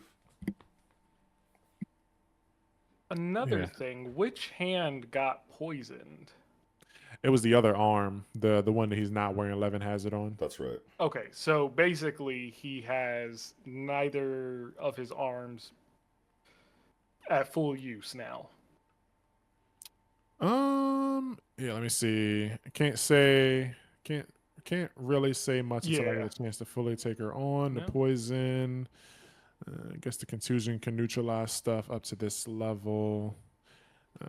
Yeah, his arm was still kind of like healing in the last Yeah, it was chapter. his left hand that Yeah. got hit with it, and then he just lost his right hand. So, left hand isn't at full functionality. Right hand is missing. What is he supposed to do? Yeah. Yeah, I mean, I guess other characters have to take the center stage, but they're all kind of folded right now. Like, bro, Yeah. Yeah. we watch them all get dunked on systematically, bro. Gold Honey, they really locked the fuck in on these niggas, bro. I'm crying. Yeah, she slapped him around the ring, and like now Edward is butt deep in the fight. Like Yeah. I feel like the flags are really there, and this, Yeah, it's flaggy. it'd be, yeah. If no NPC dies, I feel like it'd be crazy. Even if it isn't Edward, like if someone dies for him, and we get the whole like, oh my god, like I let one of my own die, like the survivor's guilt for fucking Edward. Like if we get that for him, I'd be cool. But like he's kind of too butt deep to not die. Oh, no, I don't even he's see too how deep they in the win butt this. to live. Yeah, yeah, that too. Like, how do they win? Like, especially if, like I was saying, like they can only be defeated while in a scenario. Like, if this isn't like a fucking scenario. Like, you ever play a video game where it's like there is a final boss, but that nigga shows up, throughout the game. So it's like you see the nigga in like the second story mission. He shits on you. Maybe you can fight with him, but you can't actually defeat him until you fight him in that final boss area. So like, what if this is what's happening? Is like they can fight it, but they literally cannot beat her right now until like something else triggers the actual boss fight. And right now they're just kind of like in a mini game story, in like a story version of the boss fight. Yeah, but even if they trigger it, they're already significantly like fucked up. What if that's part of the story though? Like, what if the game story is like, yeah, some bunnies die here, and like the players are gonna get their ass whooped, but like you're a player, so you can just go to the fucking healer and drink potions. But like we lose, like the bunny city loses Yeah, yeah, I guess that. Yeah, because like it is a video game, so like this could just be a story version of the boss fight. And then we actually have the boss fight later after like the players have licked their wounds and like met up with people who were pissed about the loss of their Rabatuza or whatever. And like Vash can go like, I can't believe all my people died. I'm gonna accompany you to the next version of the fight or whatever. yeah, yeah, that makes sense.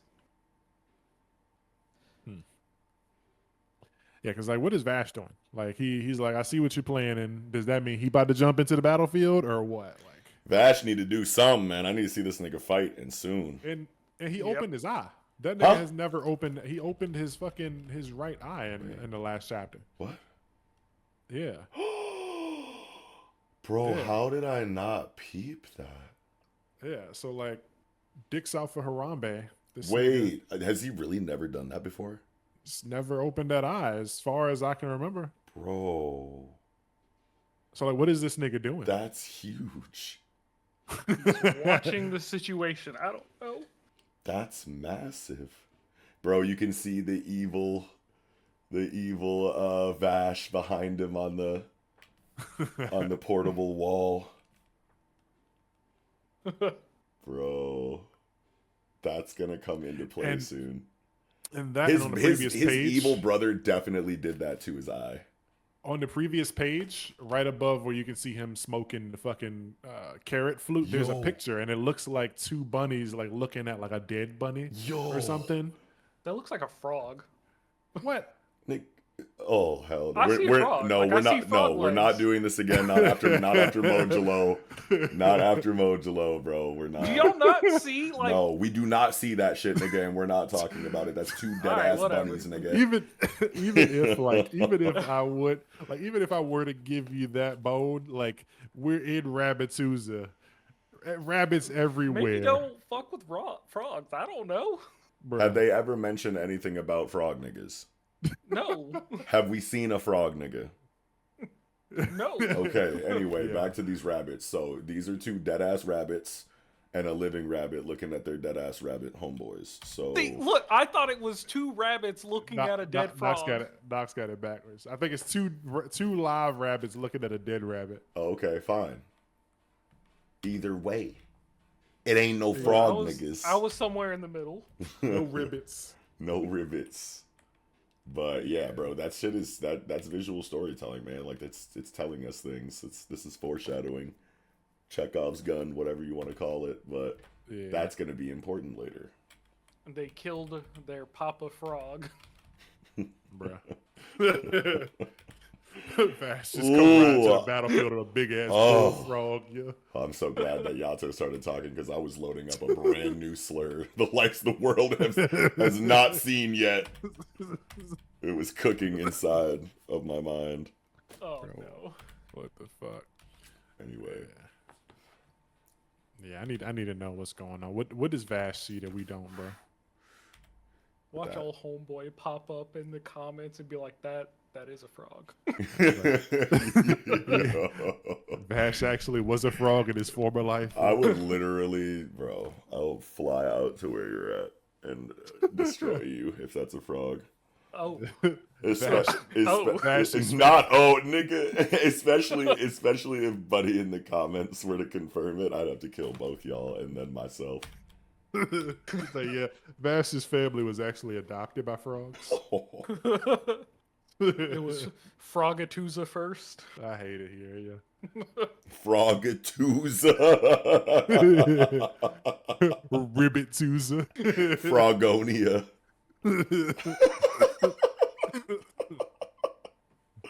Mortal enemies. Look, I mean, it makes If sense. a Snakes rat and can frogs. raise 4 turtles, a frog can raise 2 buddies. All right, I've had enough.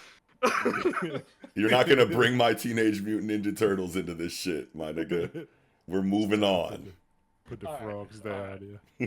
Yeah, but so I mean, so far I feel like Colossi have also kind of noticed they have knowledge of other colossi, and so this one she's like, I smell the wolf on you and the dragon on you, and oh, you also smell like the wolf, but these rabbit niggas gotta go. So it's like I really want to see what the beef is, man. Like why is the beef so strong there? Real Yeah. beef. Did Vash like some snake kill Vash's fucking wife, and Vash just went crazy and murdered Golden Ine's fucking dad, and now there's just an endless cycle of hatred kind of thing going on. I need to know, man. Yeah, I need more Gold on Ine lore.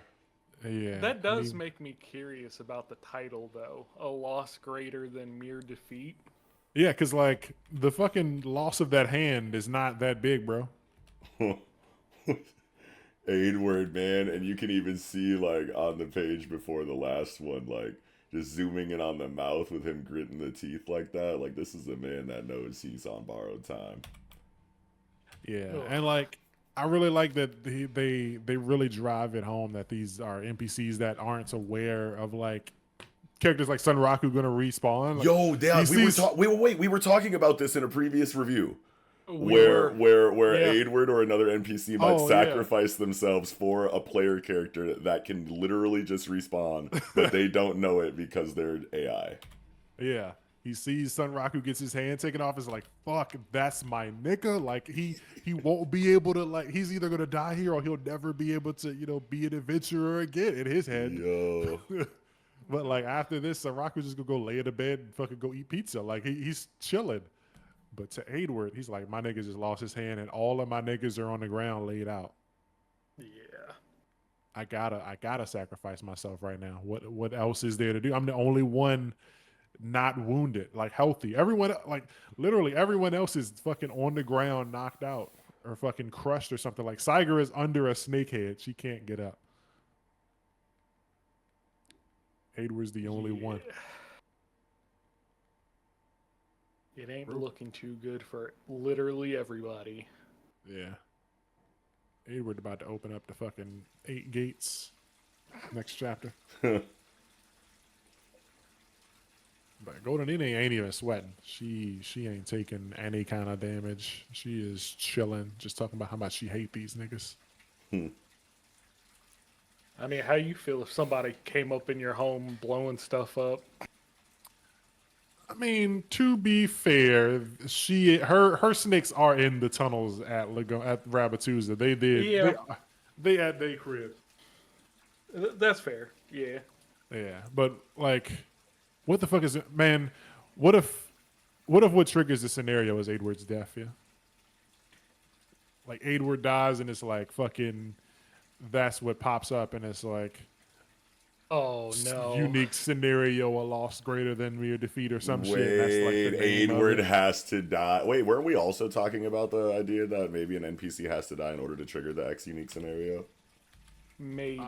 Because that would make everything make sense. You know what I'm saying? Like Vash sitting there and going, so that's your, so that's what you're cooking up here, Gold Honey Nay. Like so that's your scheme. And he opens the eye for it because it's serious Yeah. enough for him to like one of the NPCs, like one of his children dying, in order for her to go on to the next phase of her, you know, in game, the next phase of her raid fight, or the next phase of the raid. But then like in lore, it's like the next, like she doesn't start doing what she's really trying to do until she kills, one of Vash's kids for one reason or another. Yeah. And Vash knows that. So he's like, oh, okay. And then he opens up the eye, and then it triggers the X unique scenario. And it's like, yeah, it's definitely, that would definitely make everything make sense if that's how it worked.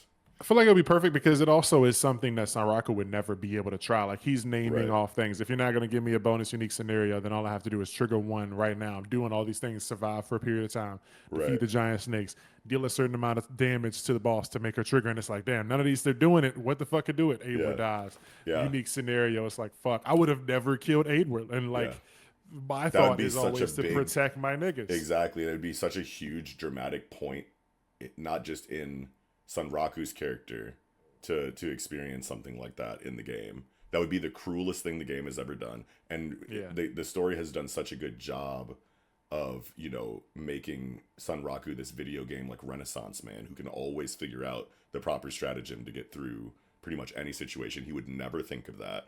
It would never even cross his mind. And we're supposed to we're after 250 to almost 300 chapters of Shangri-La Frontier, we've come to trust Sanraku in these situations to find that strategy, to thread that needle. You know what I mean? So we are sitting in the back of our heads like, oh, he's gonna figure it out eventually. He's running through the list right now in his mind. He's doing the meme with all the fucking algebra and shit, like floating in front of his face. Like he's going to figure that shit out eventually, but then he just doesn't because it's something that he would literally never think to do. And it would just be such a huge point, not just for his character, but in the narrative specifically, to actually pay off this idea that was brought up like in the first like 50 chapters. You know what I mean? Of like an NPC dying and not being able to come back. We always knew that was a Chekhov's gun point that had to be paid off eventually. So like for it to culminate in a moment like this where all of these factors are kind of like leading into it, from Vash to Sanraku to Gold Honey Nay, and it being like baked into the progression of the game, would be fucking insane to see. Like that creates, I can already see Sanraku's dialogue related to that right now. He would be yelling at the developers, like in his mind, like, "Are you fucking kidding me? You guys fucking." Like, would he send them hate mail? And yeah, shit? like there's just so much that can stem from this. If that's what it is, I literally need it to be that. Yeah, because now I'm just So- imagining. Go ahead.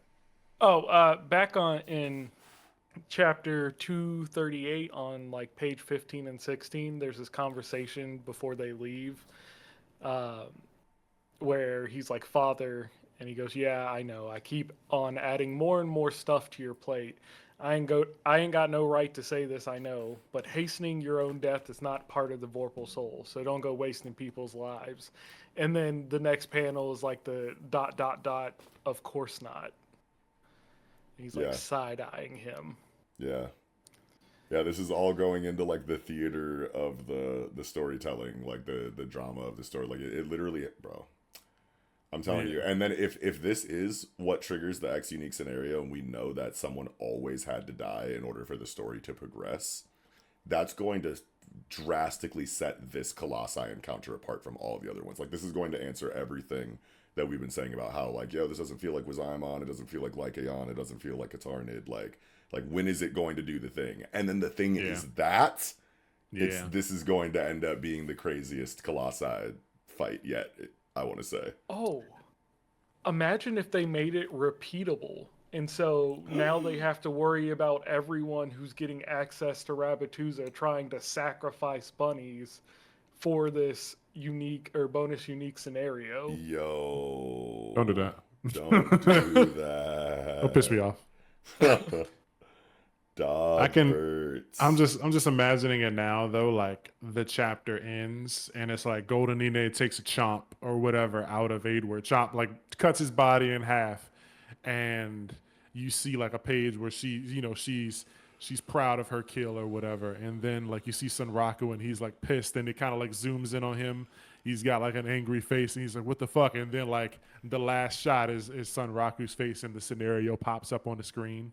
Like unique scenarios, like as he's like going, what the fuck? Yeah. It just pops up. Like, do you want to choose do this thing? Ryosuke Fuji could map that out so cinematically as far as like composition goes, like and panel sequencing goes. Like that could be probably the most epic scene in the entire series so far. If he really put his foot into that shit, you know what I mean? He can really do it, because Sunraku could be pissed and like screaming and shit like, no, not anywhere. And then you get like a sound effect that goes like blip, and then like Sunraku looks over to the side, and while he's pissed, the scenario is like on his monitor, like on his HUD or something. He ain't see it because he was like raging out.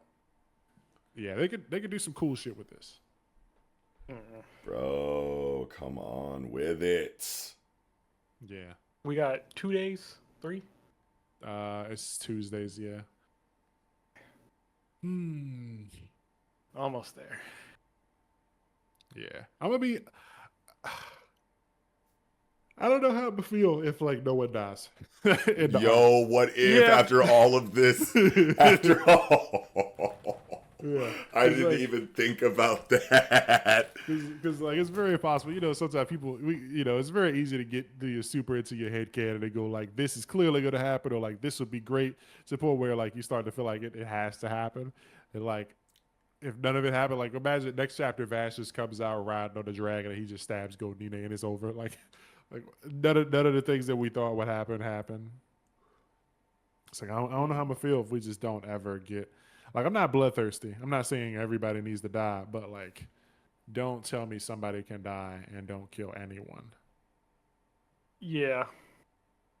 I would be disappointed if no one died this arc. Like, I don't want anyone to die, but I'd be disappointed if it didn't happen. The dominoes are all in place. All you got to do is just open the window and let a little breeze in. And that's all you got to do. You ain't got to push them yourself. Yeah, just get up, jump up off the couch. Don't stand up. Like, get up and stomp the ground real hard so that like the dominoes shake. I know the dude, the guy that comments about Shangri-La Frontier is probably like rolling every time he listens to us talk about this, because he knows. He knows. So bro, like, these niggas ain't got no clue, bruh. They either about to shit their pants or fucking send hate mail to the fucking manga. Like, that's a powerful position to be in, when something's coming up and you're watching the fucking other people squirm. Like, we're squirming right now. Yeah. Like, they got no fucking clue what's coming in, fucking 3 weeks. And my body is ready. Yep. So is mine. Yup.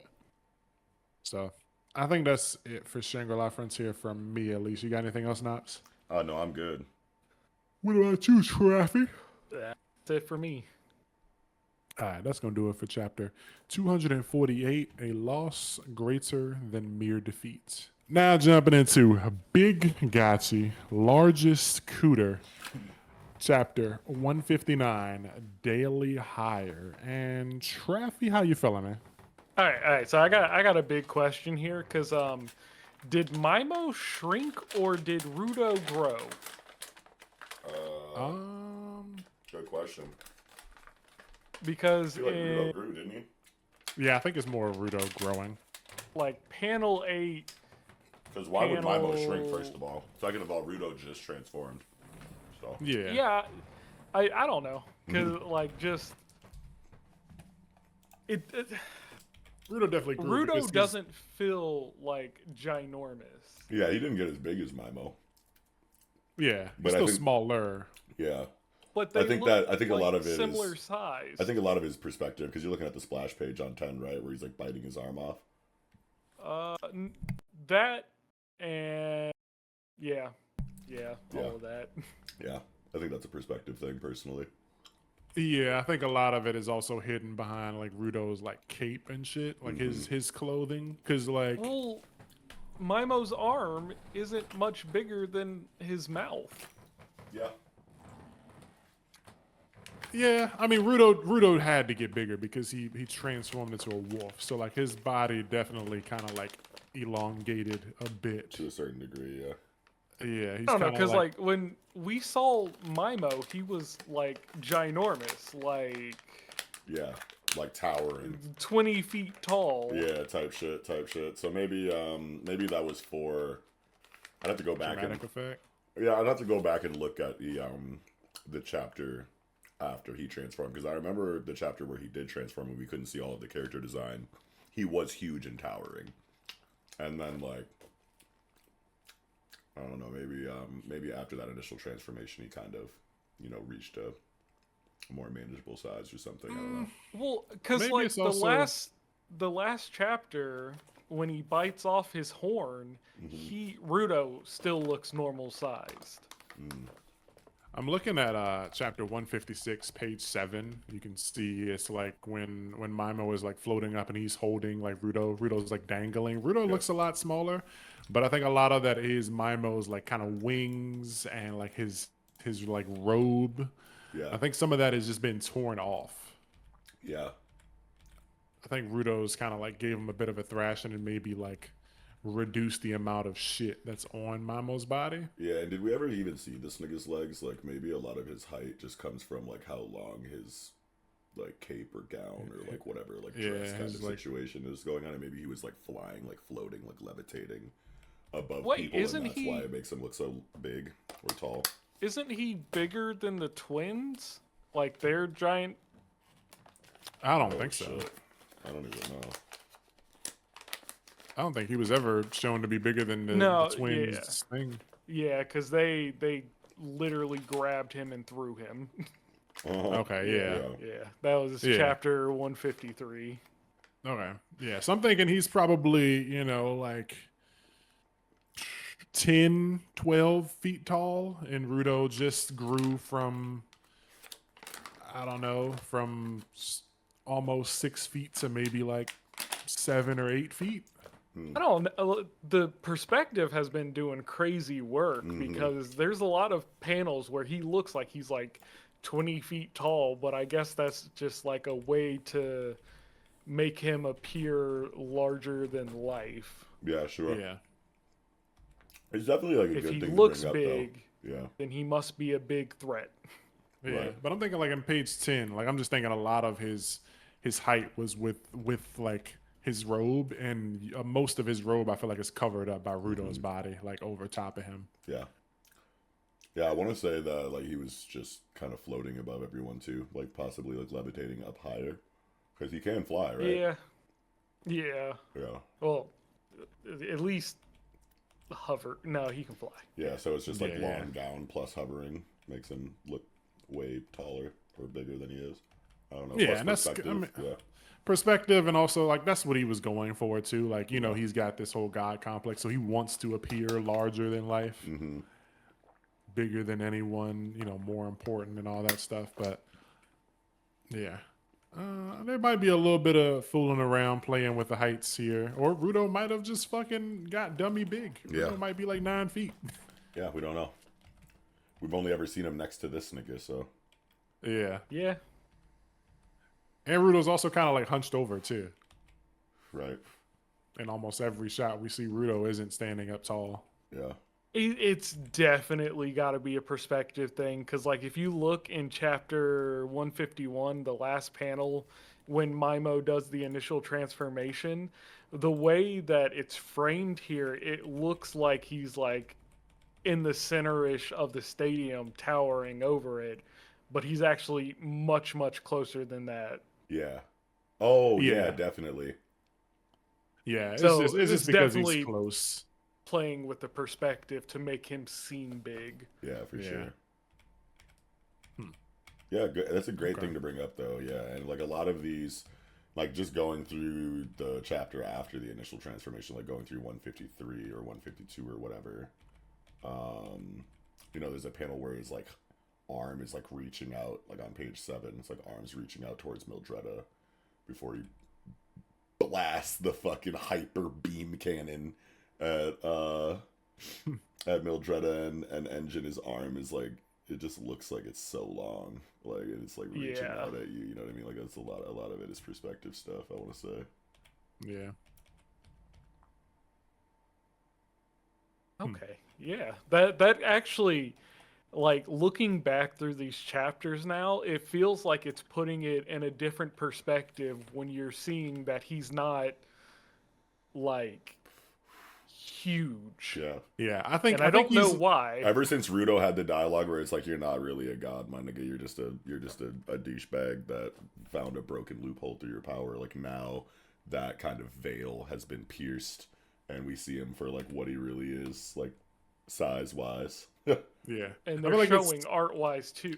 That's so cool. Yeah. I feel like it is safe to say that he is probably like the size of 2 to 3 adult males, like standing on top of their shoulders. Yeah. But Rudo has also gotten big, and Rudo does a lot of like in his wolf form. He's doing a lot of like hunching over, and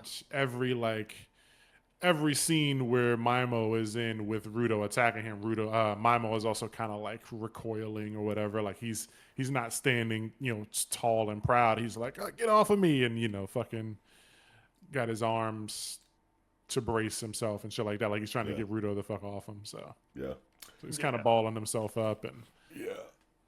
fetal positioning and shit like that. But it looks like the tides are turning. Like this nigga Mimo is like on the back foot like crazy in this chapter, but it's still just like such a scary situation to deal with a Mimo that's transformed to this state that has literally every character in the scene. Like, holy shit, what is that? We've never seen the power system do this. How do we deal with this? This seems like impossible to overcome, and then on top of that, it's even more scary considering he knows everything about every combatant here because of the choker situation. Like as soon as fucking Fu/he like pulls up to save Amo, like Mimo is right there. Like Fu, no, it's he. Like he knows like He knows yeah, everything. he knows like everything that these niggas can do. So it's just like such an overwhelming threat.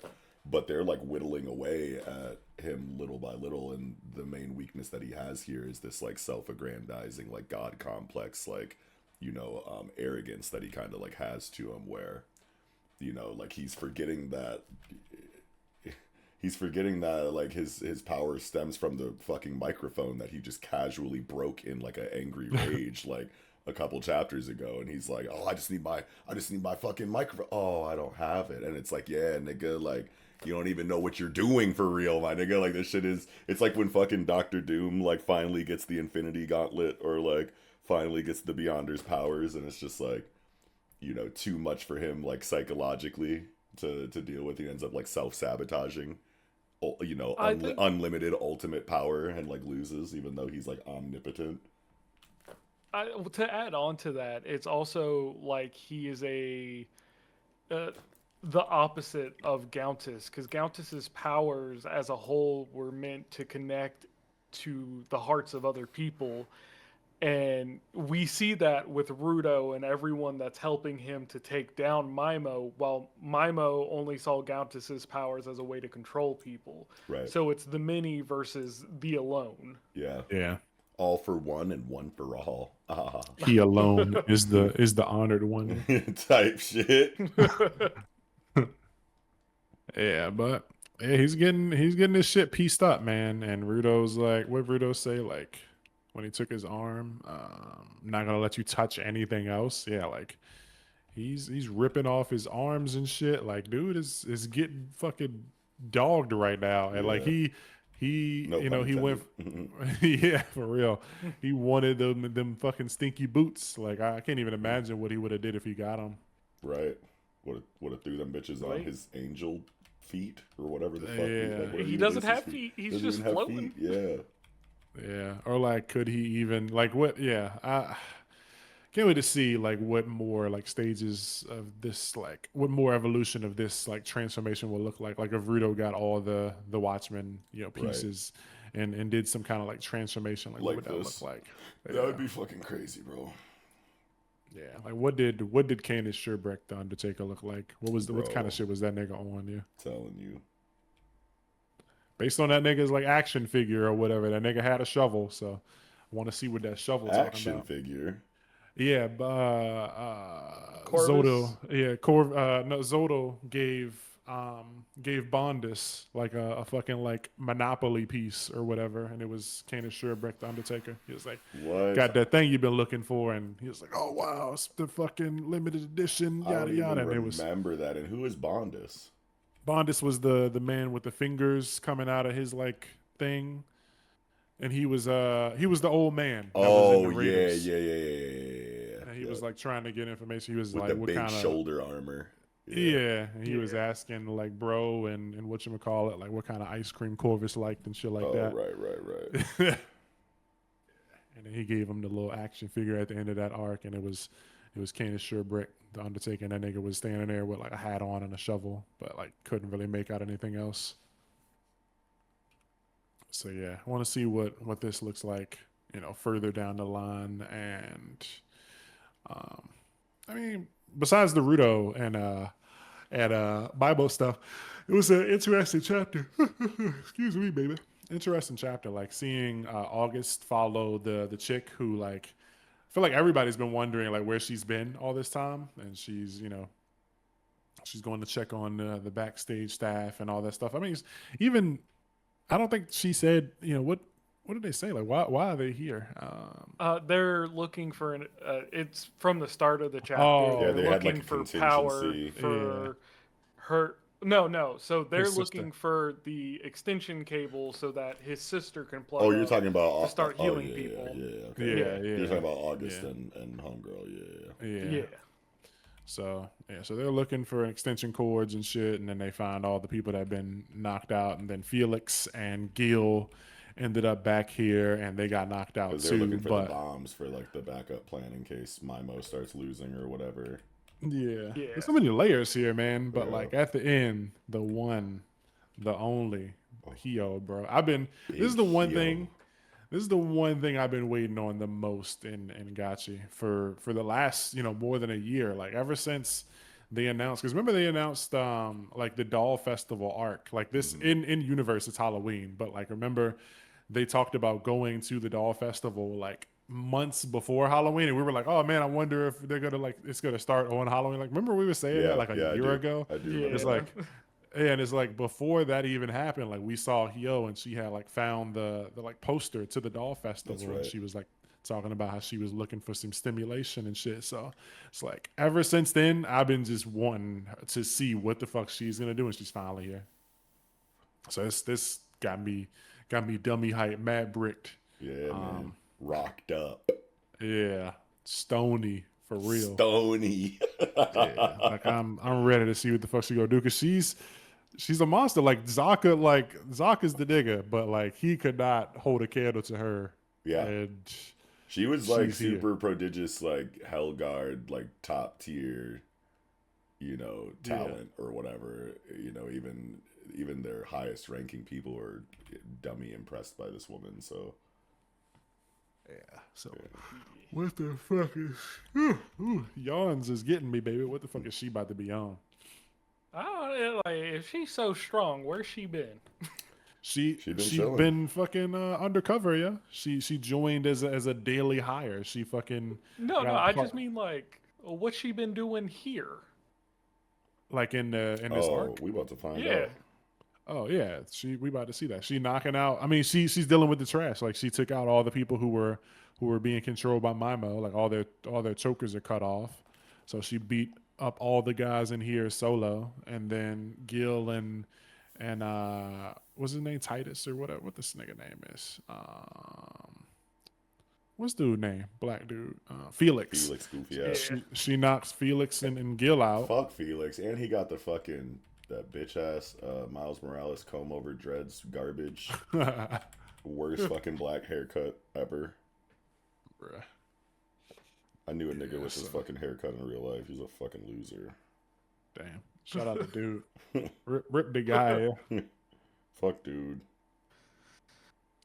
But yeah, fucking Hyo's here, man. Like, I'm ready to see what the fuck she gonna do. And like that just makes me wonder more like how much longer is in the arc because like Hyo is here, and we also got to see what Two Lily is gonna do, and I guess Any none of the other Vandals. plans Mimo's got? Yeah, like is Mamo like gonna take it a step further? Like is he gonna get the boots? Is he gonna get a whiff of the boots? Like how much longer is in the arc? And we still got two players that haven't actually made a move. One being Hyo, and the other being Two Lily. So it's Yeah. like we at least gotta see what the fuck they about because like they're not just gonna show Hyo and then not have her do anything for the rest of the arc. Like Yeah. she's got to do something. Yeah.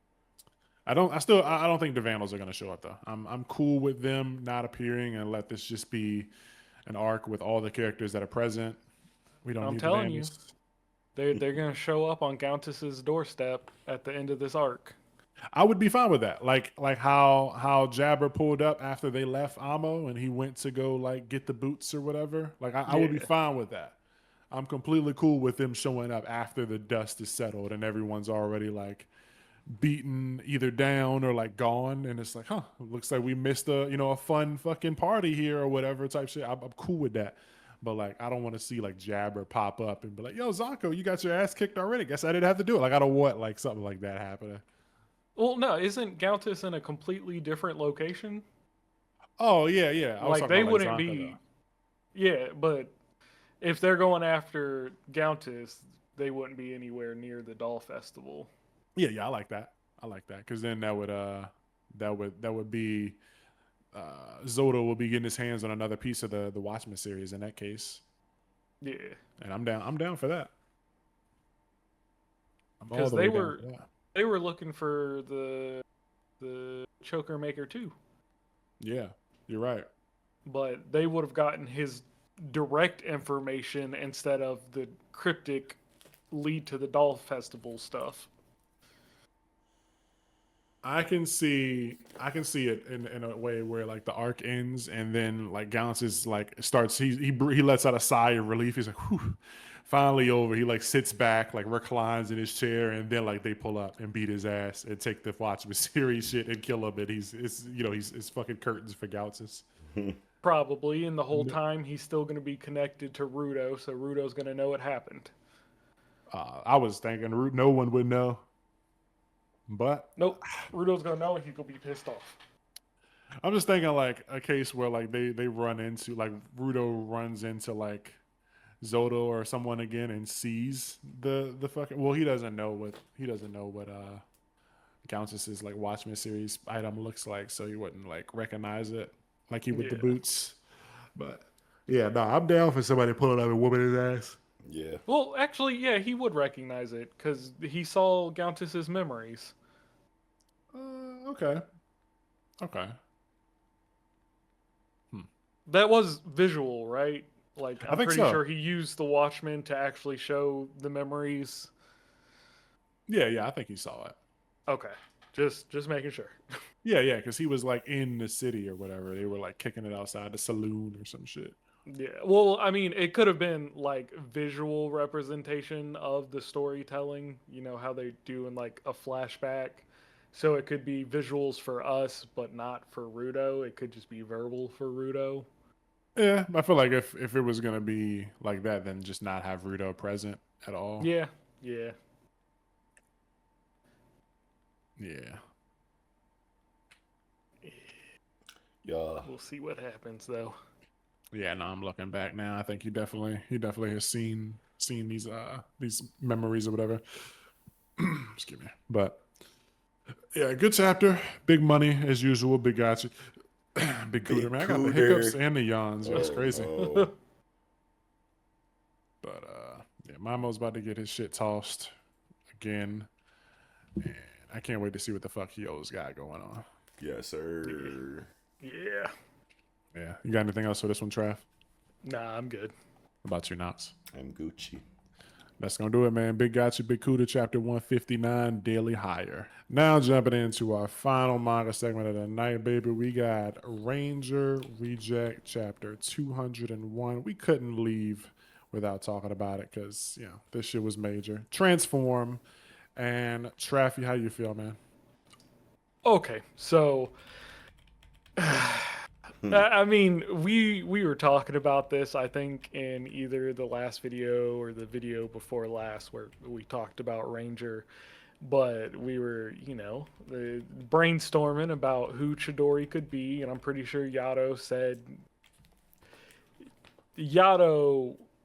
that it was the Dragon Invader, You mean but wait?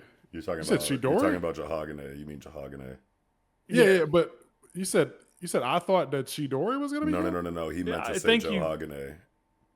No, I think you said that Chidori could have been. Wait, what? Really? I don't remember that one. Continue. Continue. Yeah. Anyways, so the interesting thing to kind of like look at here is Chidori this entire time has been in basically the same situation as Usakubo Yeah. with Yuli Moreta. Oh. But one thing that does kind of tick me off here, and it was something we were talking about when the anime was first coming out, how they should have like a different voice for Chidori in and out of the suit. I don't think they did that, but now it's like even more so. It should have been like a different voice in the suit. Even if just a little bit, kind of like a voice like augmentator type of thing, or Yeah, just making him sound a little like deeper or something, I think would have been cool. yeah. But it's also another thing, like how close are these two? Do they share all of their memories and everything between being in the suit and out of the suit? Like, are they symbiotic? I think they are because so there was a point where in the Dreamy School arc, Hisui named all the executives that she said the Rangers had defeated, and Dragon was one of them. And so I think at some point they defeated the dragon, or maybe Chidori defeated the dragon, but like there was there were some circumstances that led to maybe him allowing the dragon to take refuge within his body. And so there's been times where Chidori has when Chidori puts on the suit, he acts a bit different. It's still similar, but I think Yeah, it's he just does seem to have kind of a persona that comes with Greenkeeper versus Yeah. Chidori. yeah. And so it looks like that's always been Johagane or Yohagane or whatever, because If that's what even he's saying, that's crazy because Yeah. Greenkeeper, when he's suited up, there's been plenty of scenes where he genuinely gives a damn about, Hisui and Usakubo and D I think and whatnot. I think that's similar to what happened with Chocobo and Gachiakuta. They came Oh, to, enjoy their life as earthlings, and they found people that they did like. So I think Johagane just liked Chidori and was cool with like being along for the ride. But there was definitely times like when Chidori suits up where like he says crazy things, like in when he first reveals that Chidori is Greenkeeper, and he goes Chidori's suiting up. He tells Hisui like to not take her eyes off of him or whatever. And then when that fight is over, she's like, "What was that bullshit about?" He's like, "Don't talk about it. I'm like super cringy when I suit up." The whole time it's like not him. It's like an alter personality taking over. Like he's always just been, it's not Bruce Wayne and Batman. It's the fucking mask or whatever. Like he puts on the thing and he becomes an actual different person. But this different person is cool with Chidori. So they're not like fighting for control. Yeah. It's not a Yuji and Sukuna situation. It's like I'll let you take over and you go crazy, but like do it within the realm of what's humanly possible or whatever. Sure. Like keep it believable for TV, and Keep like it I'll cute. let you live. Yeah, don't go crazy and start biting people's heads off. But you are my role is the strongest or whatever physically. So like show that strength, beat the shit out of people or whatever, and like that's cool. But just don't like start talking like a dragon. Oh, so that brings so much more into context with Chidori's character. Because first off, he transforms into Yohagane when he suits up. He is the only ranger who has his full face covered, and more than that, the face covering looks like teeth. Yeah. Yeah. Yeah. It all Like, makes sense, man. Wow, dude, this nigga oh my Negi God. Haruba, bro. And like, it's crazy because like when this chapter came out, my pants were shat. Like Yeah. when he did the shit, page 13 and 14, and he's like, there's other ways to kill you or whatever. The battle, you know what foot soldiers are weak against? Being underwater and wind. And then he starts talking about the atmospheric flow in the sky, and I can gather, compress it, and launch it. And he does this shit, and this was like easily something that probably a lot of people either overlooked or thought was just like a throwaway thing. But in the three-way battle arc, Chidori does this. Yeah. He's talking to Yakushi, and he's like talking about I think I tweeted it. Let me see. He's Wait, talking no, to that's- Yakushi. I remember you talking about this. Yeah, that hasn't been an overlooked thing. That's been something that people were trying to figure out, like where his origins came from. Yeah, but just saying, it just because hasn't his been brought powers up were lately. outside of. Well, yeah, because we haven't really seen a lot of them lately, but I'm saying it's something people that were could definitely easily be speculating. overlooked. Yeah, but like it's easy to imagine this is something that could be kind of like an ass pull, and like I always wondered about it because like I pulled it up now. He's talking to him, and he's like, "Now that I look at you, you remind me of a chrysalis or whatever." And then he's like, he thanks him. He says, "I was blessed with a wonderful audience. Thank you. The preparations couldn't have been completed without you." And there's wind forming behind Yakushi, and he goes like, "What are you doing?" And then he just throws Yakushi across the like city. He goes, "One Death Messiah coming up," and Death Messiah goes, "Wind?" question mark. But like, it was never explained what that was. And I think it's easy to imagine that's probably just the power, like with the dragon tool. But this whole time it's just been the executive's power. Yeah. Well, yeah. So just more into that. When that chapter was released, people were talking about it because they like it. Points out the fact that the power isn't natural, and so people were speculating on who Chidori really was at that point. They're like, okay, is he actually an invader? Is he what was the theory? Actually, no. Who? Somebody called this. I think it was me, but yeah, continue. Oh hell no! No, someone put out a long thread on Twitter a while ago, and they had deleted it by the time I was trying to talk with y'all about it on the podcast. But they called him being the dragon executive. Let me see. I know I saw something. I think Magnus. Let me see. That's gonna bother the hell out of me now. Who was that? They need all the credit. Yeah, Because that's a this pretty was crazy call. like 100 chapters ago, and they had a shit ton of information to back it up. Like it wasn't just, oh, the wind powers must be dragon. There was like a lot of detail behind it.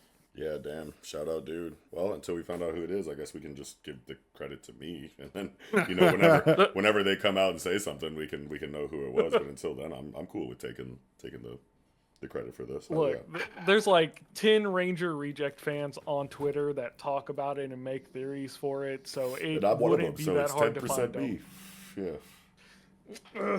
I'm definitely trying to find. I definitely had something kind of like saved too, but I can't find it now because there's a thread about like there's a big kind of thing about how all the executives tie into like Christianity, and there was another like tie with Johagane being like referenced to one character. I can't remember. Let me see if I can find it on. Wasn't that the D Hibiki dude? Maybe. I don't know. Johagane, let me see. Ranger, Reject, Christianity. Lore Rangers, no. Fuck. Joe Hagane. But yeah, so while he's looking for that, um, I do really like the design. At first, I was like, okay, Yohagane's design, it's pretty cool. But then you see the mix of it with the Greenkeeper outfit, and I was like, ah, that's so good. And then the part I had a problem with is he's like the finale, the Giga Invader Death Messiah, and I'm like, that's not you, that's D. Yeah. So yeah, so he isn't actually like that top image where you see him, that's D's memory of Yeah, the yeah. dragon exec. And then because D is like, excuse me, that shit feels like, and it's like dot dot dot, and he remembers, and then you see fucking Chidori's hand is dragonified or whatever. So he's Yeah, yeah. still I wasn't in. saying that was like his current Yeah, form. yeah. This is super cool though, and he's got like a wing coming out of his back or whatever. So yeah, this is crazy shit, man. Insanity.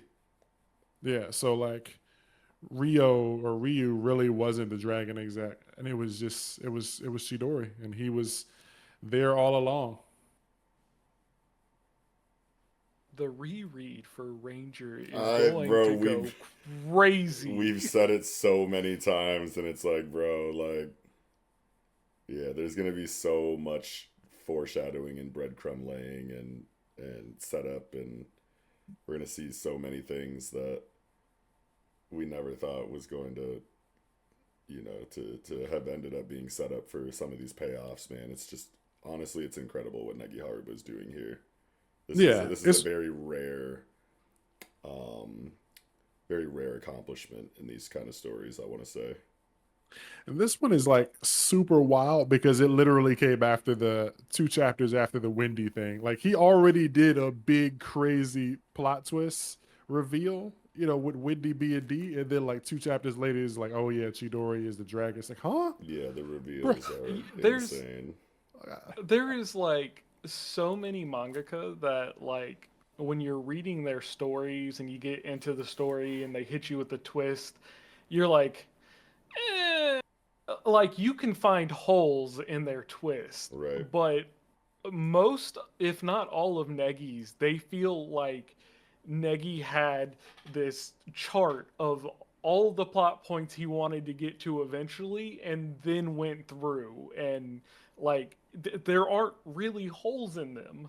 Yeah. I guess a better way of saying what I was trying to say earlier with the reveal and like the win thing is that that's easily something that another mangaka would have just kind of glossed over. It would have just happened and it would have just been an ass pull and you just would have had to live with it. But like similar to Suzukiri giving like when Tokito pulls up with the gun in the Balong exam when he shouldn't have it because D stole it, and then you get that scene after the Balong exam where Suzukiri and Tokito are talking, and he's like, you shouldn't have this, so that means you're not working with.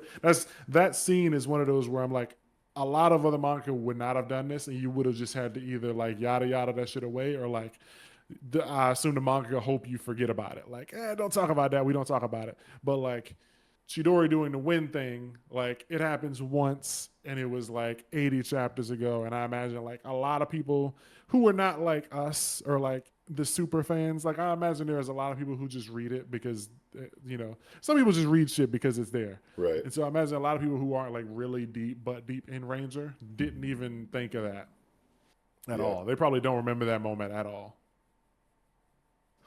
Oh yeah, that's fair. So it's something that I think could easily be just like brushed aside. But like Negi doesn't do that. He's not. Nothing happens for no reason. Everything is happening for a reason. So I can't wait to see what else is in store because like we still haven't gotten D's leg. Yeah. And I feel And like this has got to be the point where he uses it. yeah, because like Yakushi told him it's like a secret weapon, and D goes to kick him. He goes to kick Chidori with it, and he blocks that leg. Like you get a whole half page dedicated to that leg being blocked by the dragon arm. So it's like, yeah, something's about to go down. Yeah. And him calling himself the Giga Invader, it's like, okay, You're about to see let's, the real Giga Invader. yeah, what's about to happen? Also, I feel like it would just be fitting, because in chapter 1, when they're talking about like what they're gonna do for the next show or whatever, D is like, what about a tiger? You know, we should do a tiger. It will represent our rivalry with the surface. Tigers and dragons, they're supposed to be famous rival spirits. I think D is going to turn into a tiger while he fights fucking Chidori. Yo, let's go. Like, it would come full circle, man. Like, tigers and dragons are always like battling in like lore or whatever anyway, and that was D's like initial idea. And they even called him like they called him a tryhard or whatever. Tigers and dragons is kind of embarrassing. It'd be nice if they thought of us that way, considering we lose every week. Like looking at the chapter 1 or whatever. So Oh, sure. yeah, D thought it'd be fitting to fight the Dragon Keepers as a tiger, and now he is fighting the dragon. Bruh. Bruh. Need the tiger transformation, bro. Yeah, do that. Do that for me. Do that shit. Do that shit. Hey. Yeah, it's unfortunate because there is a chapter out. It just hasn't Right been now? translated. Oh, yeah, okay. Yeah, it came out like 5 days ago, I think. I think so, at least. I'm pretty sure. But I don't think it's on break this week either. So I'm assuming come Tuesday, it'll be chapter 203, and we haven't gotten 202 yet. But yeah, this last page, the like translator page is funny. Oh, well, Green Battalion is 75% invaders. Yeah, I saw that. I was like, hey, yo. It's fucking wild. But yeah, he says only one executive remaining. So everyone else has been wiped out. But there's still a lot of humans. So like, I don't know. Are they gonna team up to fight Yohagane? Or is it gonna be the 1v1? D gonna Hulk out? Like, what's gonna happen? All the tools are gone. This next chapter's really gotta give us some more on what's going on with Chidori, though. Like, we need some kind of backstory or explanation, something. Yeah. I feel like we definitely gotta get that because Chidori is one character that we've like didn't get any kind of backstory on for a lot of time. Like we gotten a little bit here and there, but like this is a major bomb to drop. So you gotta tell us like how this kind of like situation, this symbiotic relationship came to be. But it seems like they're cool. Yeah. Yeah. Like Chidori and the dragon are, I guess, like cool. But like they both seem to want to die, I guess. Like he's like, it seems like they want to die, and even Hisui's like uh, fucking Suzukiri is like Greenkeeper plans to die here. Yeah. So it's like, what's the angle here? Yeah, what is the angle? I don't know.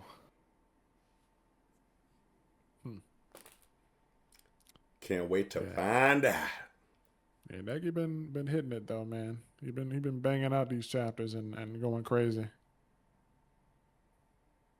What a fucking way to end. Oh, it was on break. Okay, break next week. That's what it said on 201.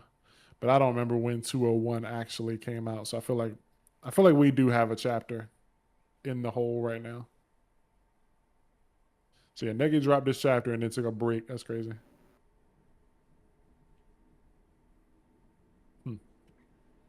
Need it expeditiously.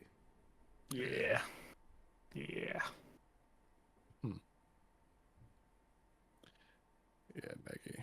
And this one page, page 5, where D is on the TV and he says, "So that's all for this year, folks." I'm gonna post that shit on fucking New Year's Eve. But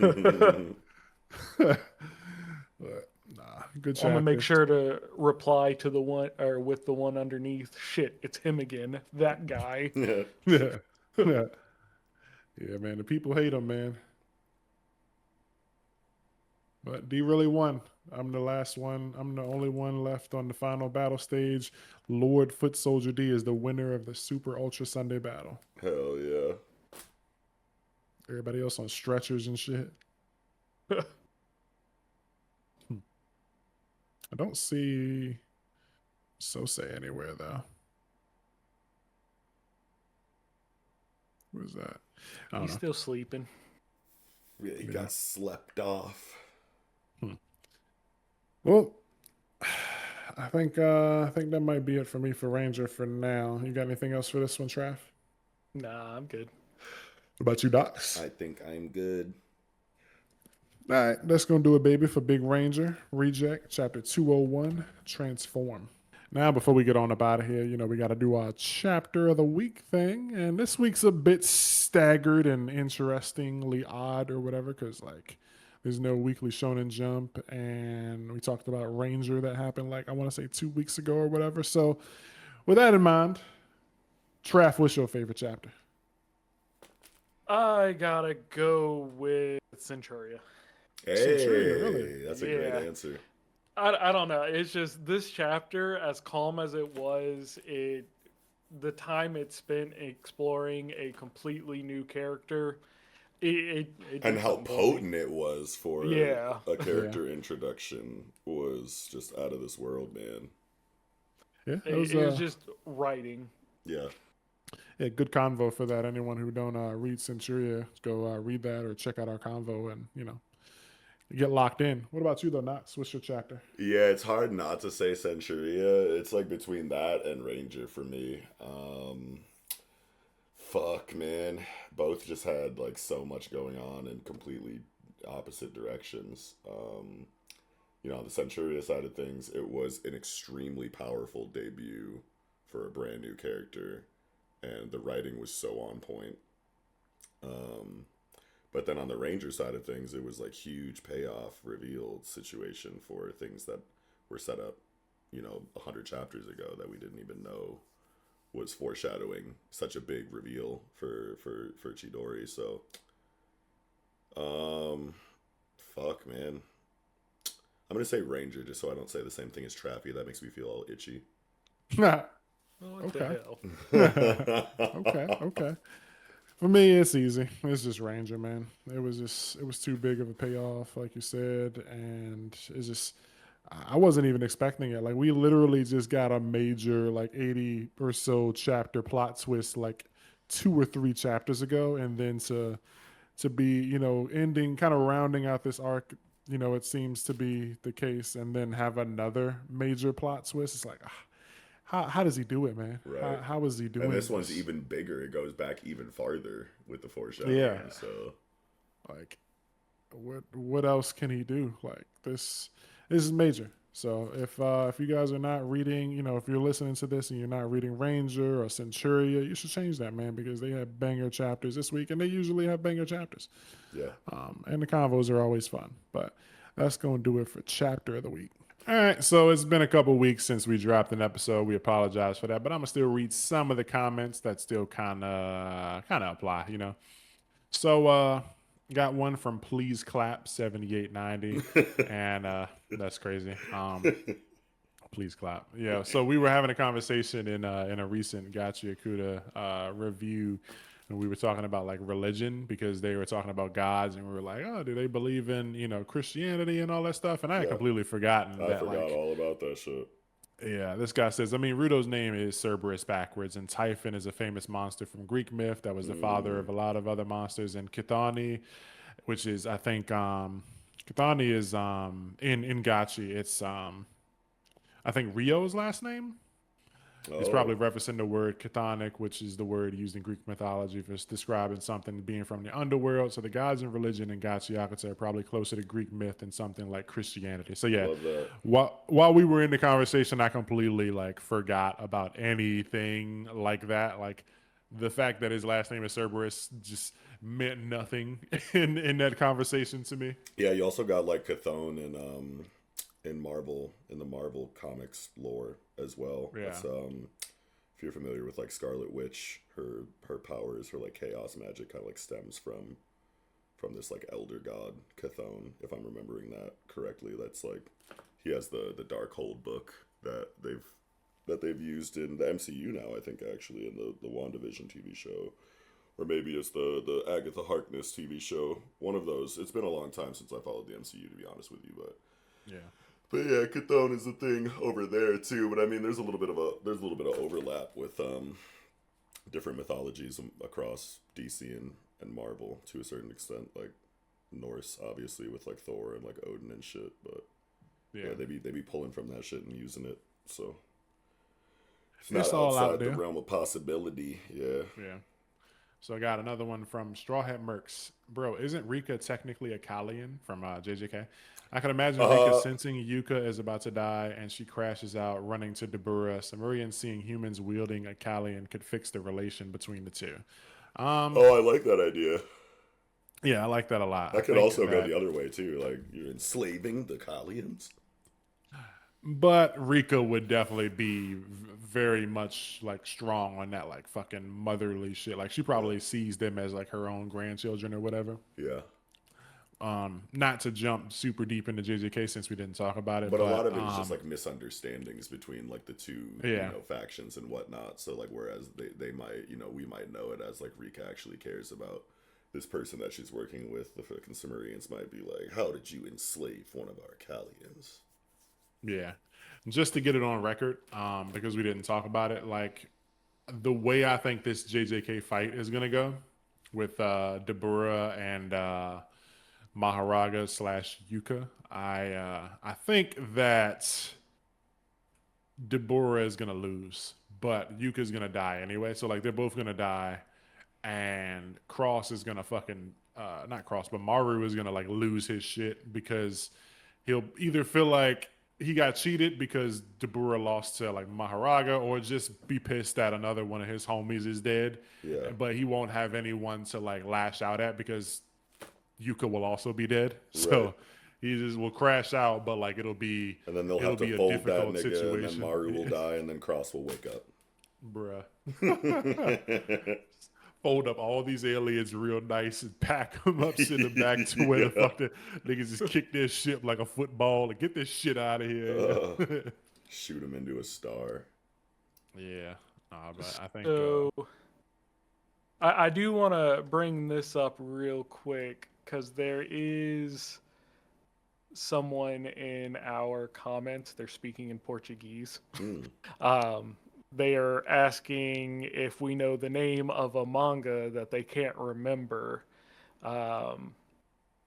Basically, it's about demon hunters and it takes place in a modern setting.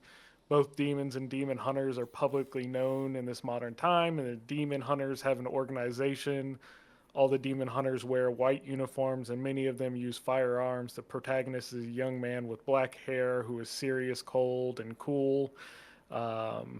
High-ranking member of his organization. Y'all know anything like that? I don't know it, so I have to assume that it doesn't exist, and this is a figment of this person's imagination because there's no way I wouldn't know. No, I'm kidding. I've never heard of it. Yeah, no, I think at first I was gonna say like Imperial Cabinet or whatever, but no, I don't think that's it either. Yeah, wait, yo, that is like kind of close to what he was. Wait, that is super close to what he was describing, though. Except like, and I haven't read enough, so I don't think the demons have like an organization in that series. Oh shit! But there is like heavy politics to the point where I actually couldn't. I've only read like 2 chapters. Because, I've read like 6 or 7. I need to catch up on that. Yeah, the first chapter always like fucking words me to death. Yeah, those first like 3 chapters are fucking fire though. Yeah. God. If that's it, let us know. It's not Imperial. I don't think that's it. Yeah. Because let me see I think they use guns too. I can't remember now. Yeah, let me see if I can. But now I do want to try. It can't I'm gonna try and find it. It can't be World Trigger either. Nope. No. Manga with demon slayers using guns. You're gonna get Demon Slayer results, bro, if you type that. Oh man. Yeah, I don't know. I'm put the word out to the street, see if I can find it. We gonna try to find that one for you, buddy. Yeah. So that's shout out to Davey D Samois. Hey. And then here we go. What? I kind of see the thing he's talking about in Mojo chapter, but he's still getting shit. Oh, oh, nice. They're talking about Traffy. I Oh gotta see the thing yeah, he's talking let's about. go. He's still getting the shit emoji. Shout out to Whirly Squirrely 3368. Big Dude, worthy. where's this at? I'm looking. It's from, Oh, I see. Yeah. And then Yeah. I guess someone says, "How does Negi pull a 198 again 3 chapters later?" Who knows, man? He's just got that gold touch. And that last one I'll read for now from Master Sonic 707. Hey fellas, I want to know what your impression of the Go Go Loser Ranger anime adaptation. Maybe Yo Star Pictures can pick up Ichi the Witch. No, Yeah. nigga. The Ranger anime is shit from a butt, nigga. Yeah, we will get your IP address and come tell you in person. This is a KyoAni representative or Yeah, whatever. we What's need the something. studio? Kyoto, yeah, KyoAni. Yeah, Kyoto Animation, yeah. They got Ruri Dragon. Just got announced, I think today. that shit has 20 chapters. It's peak though. How did that get an anime? Or do they You even know, have enough content for? they could do like a 12 episode season or Oh, something. sure. Or they might do, like they might do like a movie type thing. I don't know. Who knows? But Kyoto, everybody loves KyoAni. Kyoe, whatever. Kyoto Animation. I like some of their stuff. They did Violet Evergarden, I think, and Nichijou. Nichijou is my favorite comedy all time. That shit desynthesized me to comedy. I like couldn't laugh for like a month after that shit. But that's, I mean, they didn't make it. I mean, obviously, they just adapted in manga. But anyway, rambling. Those are the comments. So with that, baby, we're going to roll into the outro. So thank you for watching. This has been Shonen Pulse, episode 48. As usual, hit the like, hit the comment, hit the subscribe button, hit the hype button. I know I asked you to do a lot, viewer on the couch, in the car, cooking, washing dishes, whatever. I know I asked you for a lot. But that's only because I know you got fingers and you can do these things. So hit the buttons and tune into the next one whenever that comes. It should be next Sunday, assuming, the world don't end or whatever. But, Merry Christmas, Happy New Year, and all that good stuff. We thank you for watching. And that's going to be it, baby. Hit the buttons.